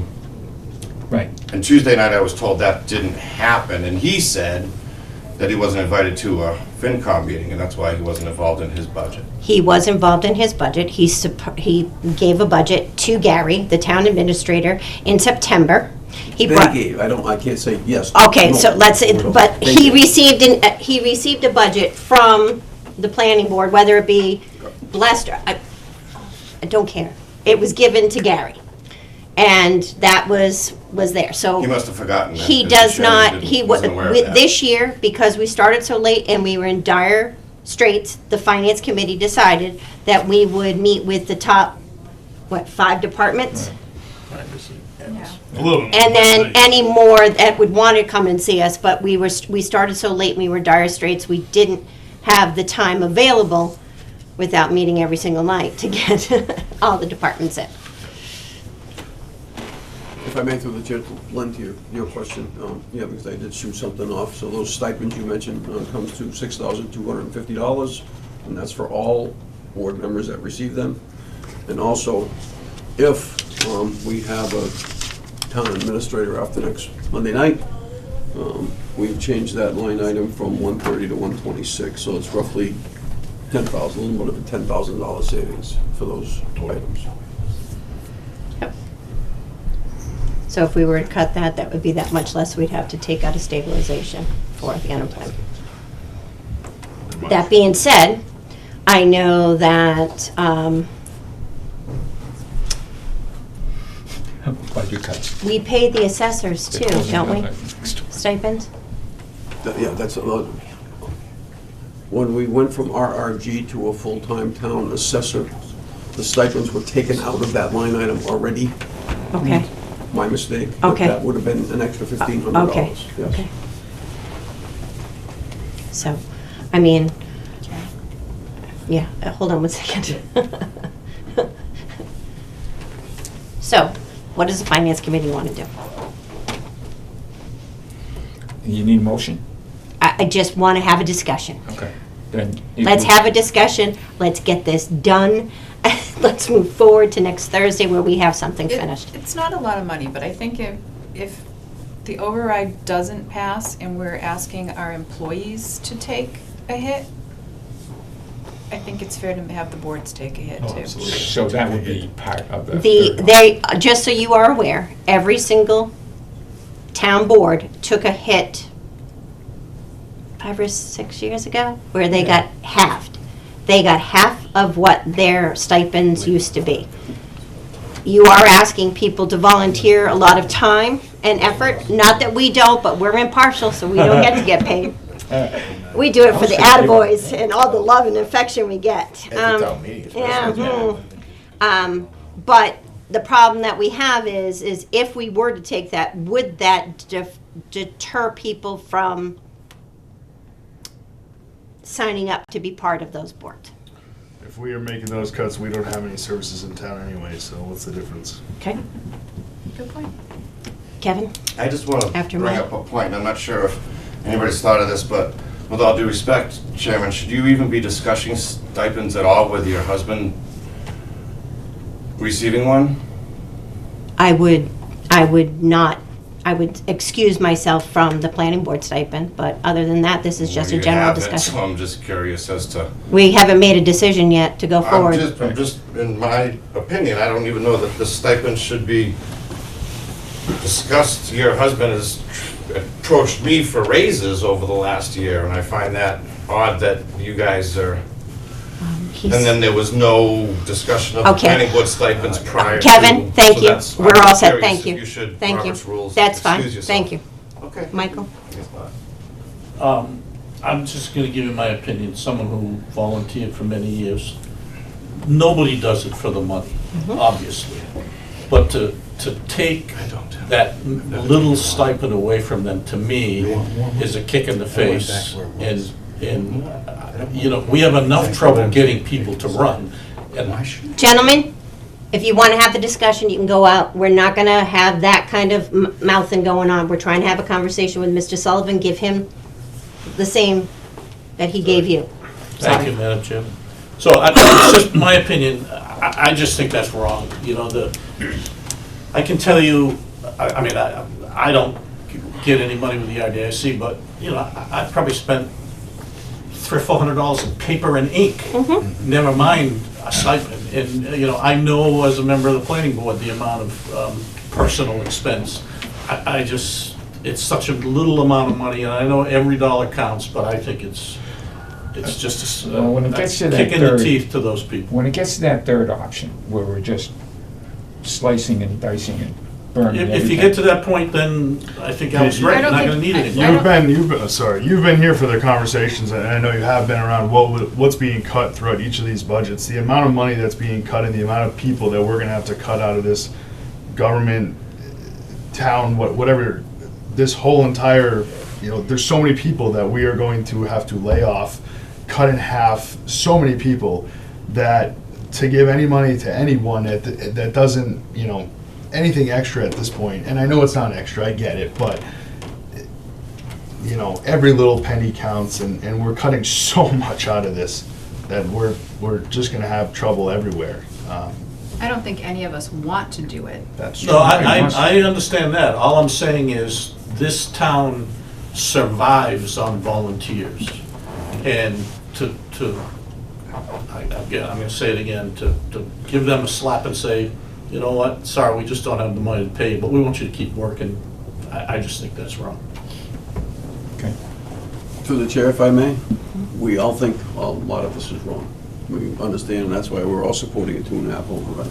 So nobody wants to just come in here and cut everybody. Nobody wants to make all of our departments part-time. Nobody wants to take money away from anybody that deserves it. It's tough. As you know, Mike, it's tough. And Mr. Chair, the only other recommendation I could make is, and I don't know why it was changed, but years ago, the town planner was paid 50% out of their revolving and 50% by the town. It wasn't 50. They did pay a piece of it Of course, out of it. the They did pay a percentage. piece out of it, and then that was to help fund it from the beginning. They're carrying about $66,000. So you would have to get that approved through the planning board. Okay. You would have to get that approved by the planning board, because we are not Okay.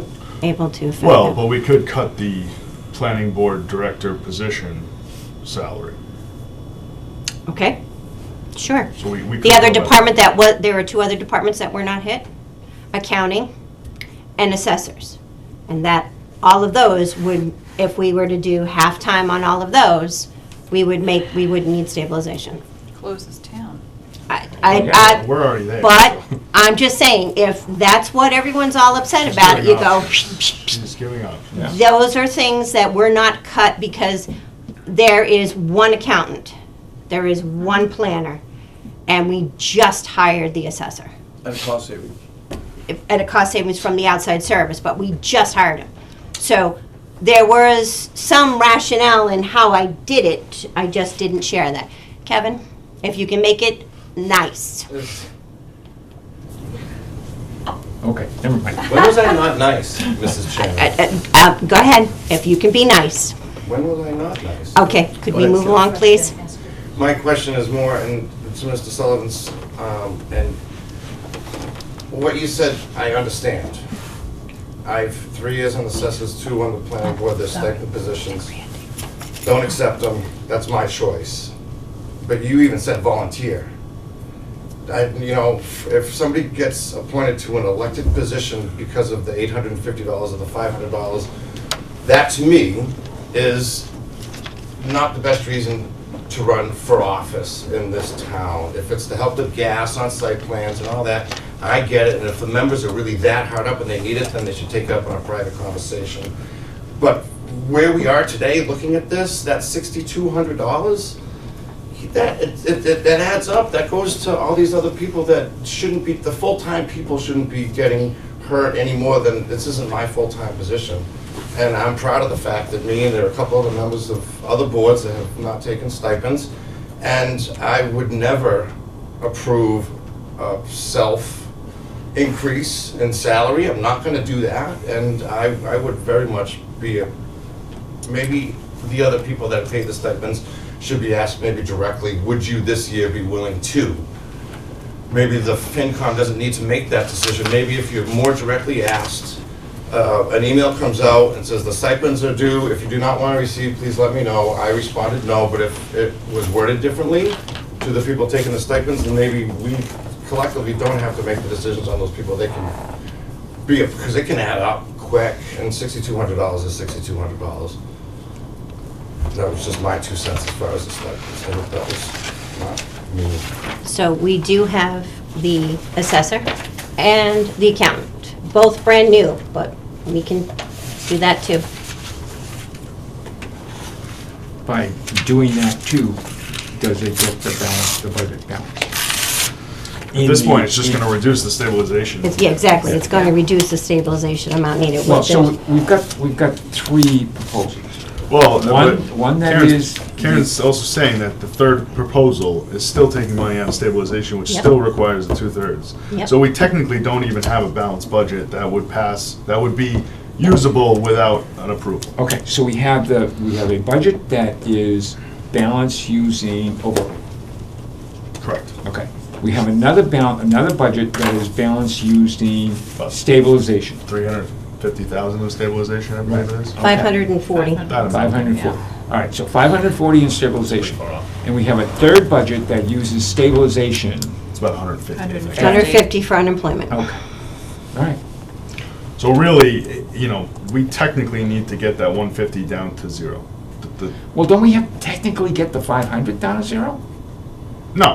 No, because that's, that if we go with that, we are saying we are using stabilization, we are getting approval for the stabilization funds to be used to balance the budget. If the stabilization use for those funds is not approved, then we go to the final iteration. And the only thing I will say is that that iteration of the budget just kicks the can down the road to the following year, where we are starting with negative 540, 861, 24. Right, so do we have 4 iterations? Now, override, 500 stabilization, 150 stabilization, and no stabilization.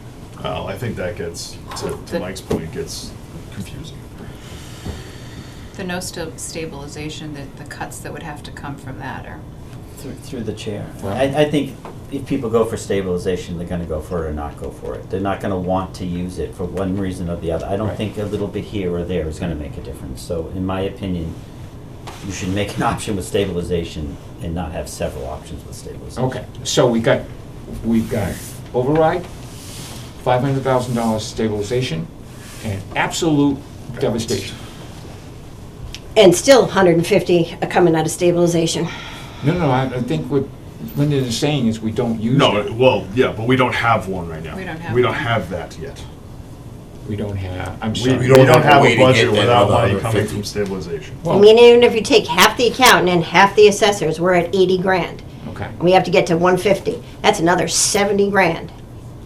That's a Half the lot accountant, of half the money. assessor, half the planning.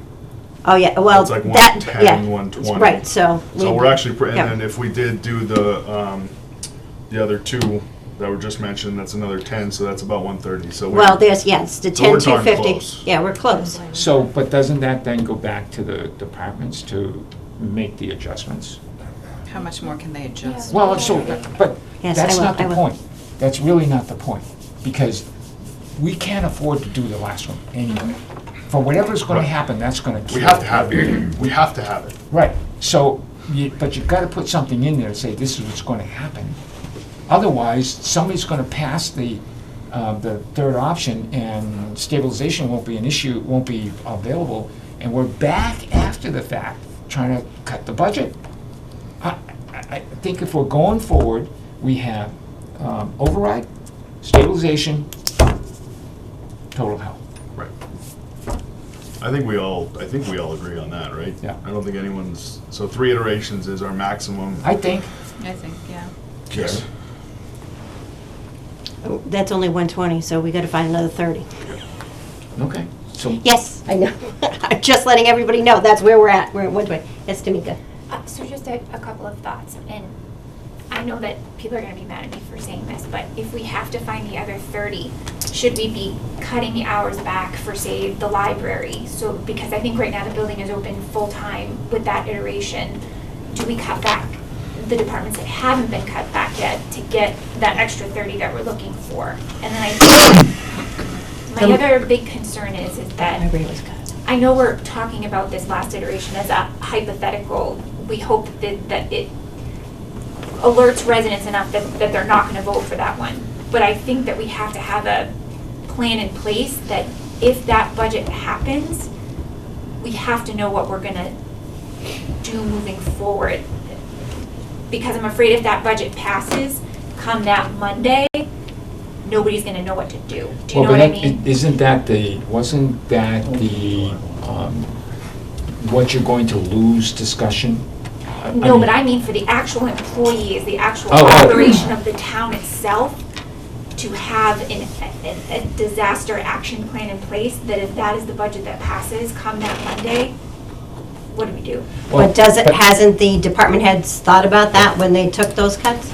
But I think it's been hypothetical up to this point, if you know what I mean. Like, it's kind of like, we're making these cuts, we're hoping the residents won't do that, but what if it happens? No, it wouldn't be till July 1st, then it wouldn't be that Monday. Still have a couple July weeks. 1st. Right, no, I know, I'm sorry, I should have Okay. said that. I know that it's not gonna, the changes aren't gonna happen that Monday, but after that, after that election that Monday, then we're gonna know. I think it's important that we kind of have a backup plan in place of, now we have to switch gears and we have 2 months to figure out how we're gonna allow the town to operate with what we have. Well, if they're gonna lose all your supplies and services, And which you staff. can't. And Well, that's, you're gonna Through lose the your chair, help. isn't that what the departments is trying to present to the public in the open, in the meeting, is to say, this is what you're This not is gonna what you will have as lose. of July 1st. So that would be the plan, saying, you're not gonna have the grass cut, you're not gonna, that, all those, they're gonna be highlighting the things that are not gonna happen. Or the ambulance, you're not gonna have the ambulance on a Right. Saturday. You're not gonna have people to support that. You're gonna be back to one patrolman. What, yeah, but I think what I mean is more, so maybe I'm thinking more from like, an operational standpoint of, okay, how are we gonna get out the tax bills for the next quarter when we don't have the staff to do it? Or how are we going to, you know, do you know what I mean? Like, just like operational things that there is a possibility that this budget could pass. And Well, if the what are we tax gonna bills do don't if it come out, it happens? won't bother me. But, I mean, they're gonna have to close on days, I mean, they're gonna have to figure out how they're gonna do that. Right, that's what I implement mean, these kind of things. coming up with that plan of how to. We still have to figure out how that's gonna hit stabilization for any unemployment that will occur because of that. that's the 150. Well, on the worst case ever, you're still gonna have the possibility of unemployment claims because you can't file unemployment if your for hours have halftime. been reduced. So then, it's even more for that worst Yes. case scenario. So could you please get with Becky and let us know what that's gonna be? Yeah, yeah. Because we're gonna need to know that, we're trying to get to the 150, and now you're telling me it's more, so. Well, no, I assumed when you gave us those numbers, you knew that there would be some still coming out of stabilization for unemployment. Because you're reducing. That was the 150. Actually, you're taking full-time people that will be gone. There is no gone, except for the cuts that were made by fire, police, and Oh, I'm DPW. talking worst case, I'm not talking about the other one, I'm not talking about iteration 3, if you will. I'm talking about the worst case that Alex said, that we're gonna have to know this. If we don't have a 2/3 vote, if we can't use stabilization, this is what we have. And that was the Right, numbers so, that you read off so at last meeting. if you're worried about people who are being cut and they can get unemployment for the time that they got cut, Well, if they get cut, they're getting cut. they're not being cut. If the department managers decided to take them from the salary lines and they can file for unemployment, we need to know what that cost is going to Okay. be. I'll give you an example, if I Yeah. may, just one. Yep, Treasurer collector, yep. asking for, your number, I believe, was 26,000. She has 22 in supplies and services. Yep. So she still needs 4,000. But if she takes supplies and services out, you've got 2 people in there that can't work. So you have to cut the assistant to make up that difference and keep the supplies and services. You're going to if that were to happen, a part-time assistant. Okay. And the same with Board of Health, Building Department. Planning board, the planner, the All of that. accountant, All the all of above. them, all of them. All of the above. Yes, all of them. So I guess then I need to know from Becky what that total would be for what the cuts are with what we discussed tonight, and then that way we can kind of see where we need to be, because Okay. We're not there yet. we're not even there to the 150. Have the departments, their statements that they provided to us, are those on the website yet? Or will they be on the website so people know what the cuts are going to be? I know, just in general, we don't have the numbers yet, I get that, but Yeah, they're not on the website, Lynn, that's, it's Public scary. Works is. So it's not, I mean, what is that gonna do to everybody? Yeah, you put yours on Facebook. No, we put ours on the town website as well. Oh, nice. Oh, the yours and the other, the big 3, if you will, yeah, not the last ones that we discussed. Can I ask one minor question? When we prepared the worst-case scenario budget as per request, one of the things, we sent an email out, we will not be able to honor the school lease agreement. Yeah. All right, so somebody will have to hire to get that work done, because we'll have no resources to help you with that. I don't know how you'll get that done, but I'm sorry. No, it's not your fault. And we did some silly stuff, like DPW will be open like 2 days a week. Doesn't snow. Yes. I think it would be helpful, particularly to Gary and myself. Stop looking at me like that. I can't hear you. I'm talking loud I have to keep enough. going like this, you're not. All right, stop arguing, it's getting late. I think it would be helpful to Gary and I to know what people want and don't want on the website, so that once we put something out there, it's there to stay. And that way, because I think that sometimes there's a little bit of miscommunication as to what each department is expected to put out there or what we want out there. So if we could have some direction so that we can be successful in what we put out, that would be very much appreciated. The more the merrier, as far as I'm concerned. All the department statements, I think, if anyone disagrees, should absolutely be posted and should be quite prevalent. So people know what we're up against. Well, we gotta, if we're gonna truly try to get down this to a zero stabilization, there's gonna be more hefty cuts coming up. So I'm sorry, through the chair, I think he had a question? Yes. Yeah, Michael Kapuzicki. I have a question on the unemployment. One of the common threads through the last three scenarios was unemployment.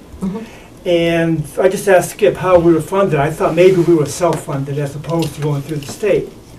I oversaw unemployment for many years. And your rates don't go up immediately after you start collecting unemployment. We don't pay in. We pay in as we are using it. So So most employers pay in. Okay, so it's sort of We self-funded. pay in when we're using, so Okay, yes. So then that's the reason That why. explains why you're showing the number that you're showing. Because I couldn't understand it, based on my history with unemployment. The state wouldn't catch up with you for months down the road Right. when your anniversary comes due when they change your rate. Right. No, Yeah. we don't pay in. We pay in Even only if that when were we the use it. case, though, we would want to account for it in the budget Oh, to make sure when it does maybe come not due the that we whole have amount, the money. like you're showing, but at least a portion of it. Yeah, Either okay, way. understand. So if you could get us that number from Becky, because we're gonna have to look at that if we truly want to go to a zero.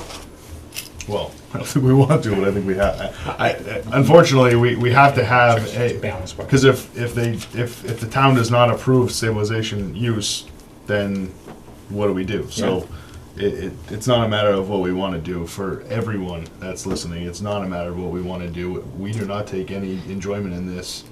Well, there's $30,000 more to get to the 150, and then probably, I don't know how much, probably another 30 maybe. So what we want for next week, if that, we're gonna have. If you get that to us on we want- Monday, that'd be We great. want, what we all want is 2.5 override to pass. What you want after that is iteration number 3, and what you want after that is the zero use of stabilization, which would be iteration number 4. Right. Correct? Yep. Karen, But we're not there yet on iteration number 4. No. Yeah, understood. we won't be Yes. able to get those numbers because Becky is out of the office until April 5th. So we So can't get those Lisa numbers. can't get them? She'll be back Tuesday. I'll check with Lisa, but she'll be back, Becky will be back Tuesday. Also, she has her stuff available with her. I'm gonna actually call her after the meeting and tell her what we're looking for. So she'll be advised. On vacation.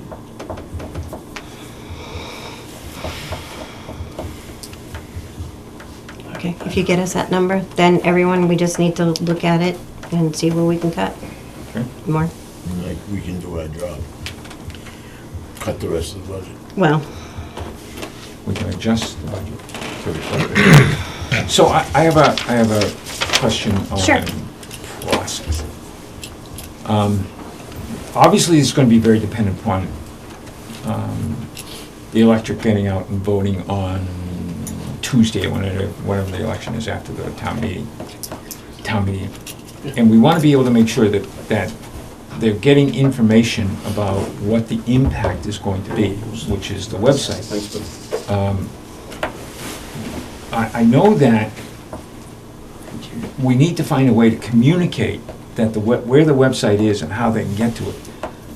But in the conversation that we had, I think the last meeting, I think I was under the impression, I might have been totally wrong, that there's not going to be there's going to be mail-in ballots, but there's not going to be any notification of mail-in ballots. It's just, you've got to know that if you're... no, letters will be mailed to all of the, That's not what I saw from... No, I don't think so. No, they're not going out in the mail to people to notify them, but Anita is gonna advertise it on the website. She's gonna send out an email blast, we'll put it on the electronic sign, and people then have to sign up to get it. An email blast, Correct. which means it goes to all the... Only folks that are people signed signed up up. for it. So anybody that signed up for the alerts through the website will get it. We'll put it on social media, we'll put it on the electronic site, but beyond that, we can't mail it out. You know, and I understand Penny's reluctance to be able to spend the money, because, you know, it comes out to be, Because we don't have it. because we don't have it. But I would think that, you know, something as simple as COA ends up sending out that telephone thing that says the Meals on Wheels are not available this week because, et cetera, et cetera. Is it, how much, I don't know what that cost to do. I know, we could ask if Just to- council on just to aging be could able help. to get- But again, If it's you're gonna all do in. that, you could just do the reverse 911 call through Mm-hmm. the fire department, which hits everybody, because you're only gonna Thank hit you. the seniors with the, Mm-hmm. Yeah. which is fine, but the reverse 911 call would hit most residents. Yeah, I didn't know what that was, but that sounds like the thing that we need. And I assume depending on how you use it, I believe, if you're just alerting them to something. It's free. No, I know, but No, but- how it's, what you can say on it. you Yeah, just need to be we're careful. kind of That's hampered skating the line, because. that's skating the fine line. Yeah, I'm being not the sure, format to do 'cause- that. Well, no, not really. All we're, Oh, wait a minute, all reverse we're- 911 is skating the line, but I agree with you. So, but the whole idea here is that we're trying to let folks know that the mail-in ballot process is available. And the method by which they can go and get that mail-in ballot is to be able to get the It's just a public application. announcement. It's not Yeah. It's an not info. saying that you We're not- need to support. we're not I don't know. I promoting mean, the- Gary can check with that to make sure We've there's never no. used it for that purpose in the past, though. It's usually been for like more emergencies. Well, I so- don't know if that would be well received. I think we should ask. So who's gonna, but who would say no? Well, that's why I said it depends on what you say. You know? The fire and the police department, we gotta come up with and ask those two officials what it is. I think they would be okay with it. A flyer through the schools, and the COA would be free, essentially. So- We can't pay. Well, the schools. We have to can't do pay that. for a flyer. You want to donate? That, let's see. We 50 can't, bucks? we I mean, can't, if we the- cannot use taxpayer dollars to get typically the information the, out. Yeah, oh, wow. Typically, the schools will, you know, the schools PTOs can do it. will do it because the school is on the override as well. Right. So typically, when there's an override, the PTOs will send out something. But I think we have to engage them in that, and Right. we haven't. Right. They seem pretty receptive. Well, as to long it, as right? they know that the school budget is riding on it as well, then they're Yeah. gonna be receptive And to we it. could ask them certainly, she's Right. pretty So it receptive. I think it becomes very important that we utilize whatever kind of mechanism there is to broadcast the situation. Not the situation, not the please vote for this, just this is how you go about getting that mail-in ballot, if that's what you want to be able to do. And if you're interested in finding out what the information is that's on the ballot, please go to the website. Okay, 6:30. Yeah. But we knew it was. I'm not in favor of using the reverse 911 system to tell people that they can vote. And just because I understand where you're going with this, but being in public service for 40 years in this town on the fire department, I think that's a, So whose authority is it to say you can or you can't? Dispatch. I think it's ethically the wrong thing, but we can ask dispatch. Right, and let them say no. Well, it's a Right. public announcement, you use it as a test. But we're just testing the 911 service. You know, but By the way, And then if you have a problem, please call. Yeah, you, because that's gonna be one of those nights you're gonna get a lot of phone calls. Okay. Or the, you can always have radio. Door's open, so we're good. Thank you, because I'm sitting here freezing. I'm so comfortable right now. Is there anything? Through the chair, is there anything else we need? So I guess the thing is, we get that number for unemployment. Now, we need to go through and look for the rest of that money. Essentially, it's a And line-by-line do thing. exactly what Lyndon said, but I think that everybody should know it's a group. That's all I'm saying. It's not Darren in the finance committee, it's a group. So let's do it. Are we proposing that for that discussion for next week? I think we should bring things, Be prepared. suggestions. Okay, for next week. Can we also ask that the town administrator bring suggestions on where that would come from as well? Okay. Yeah, Well, well, we need to know a number before we can do it, so Right. as quickly as we can get a as soon as number. we can get the unemployment, but we're at like 120, 316-ish on the 150. Well, I mean, so. it sounds like based on current budget, we need to look for 150 minimum. And we should start there, and if we have to make a little extra after that, then we'll figure that out. But I think if we can come prepared with 150 next week, Oh, it's gonna be more than that, it's gonna be like 180. I think it's gonna be another 30, okay, 35,000. 180. Come prepared with 180 tomorrow, next week. Can you manually calculate that unemployment number just based on like $30,000 per employee if we go through and see who's being cut? We already did that, that's where we got the 150, but the problem is what's their cost if it's only part-time? Because you're not getting the full amount, you're only getting half amount or three-quarters, depending upon who, what, where, when, and how. 180. Yeah. Still sucks. I mean, So override, sell. Yeah. We have work to do. okay. Is there any other discussions for this evening? Make a motion that we adjourn. Second. All in favor? Aye. Aye. Opposed?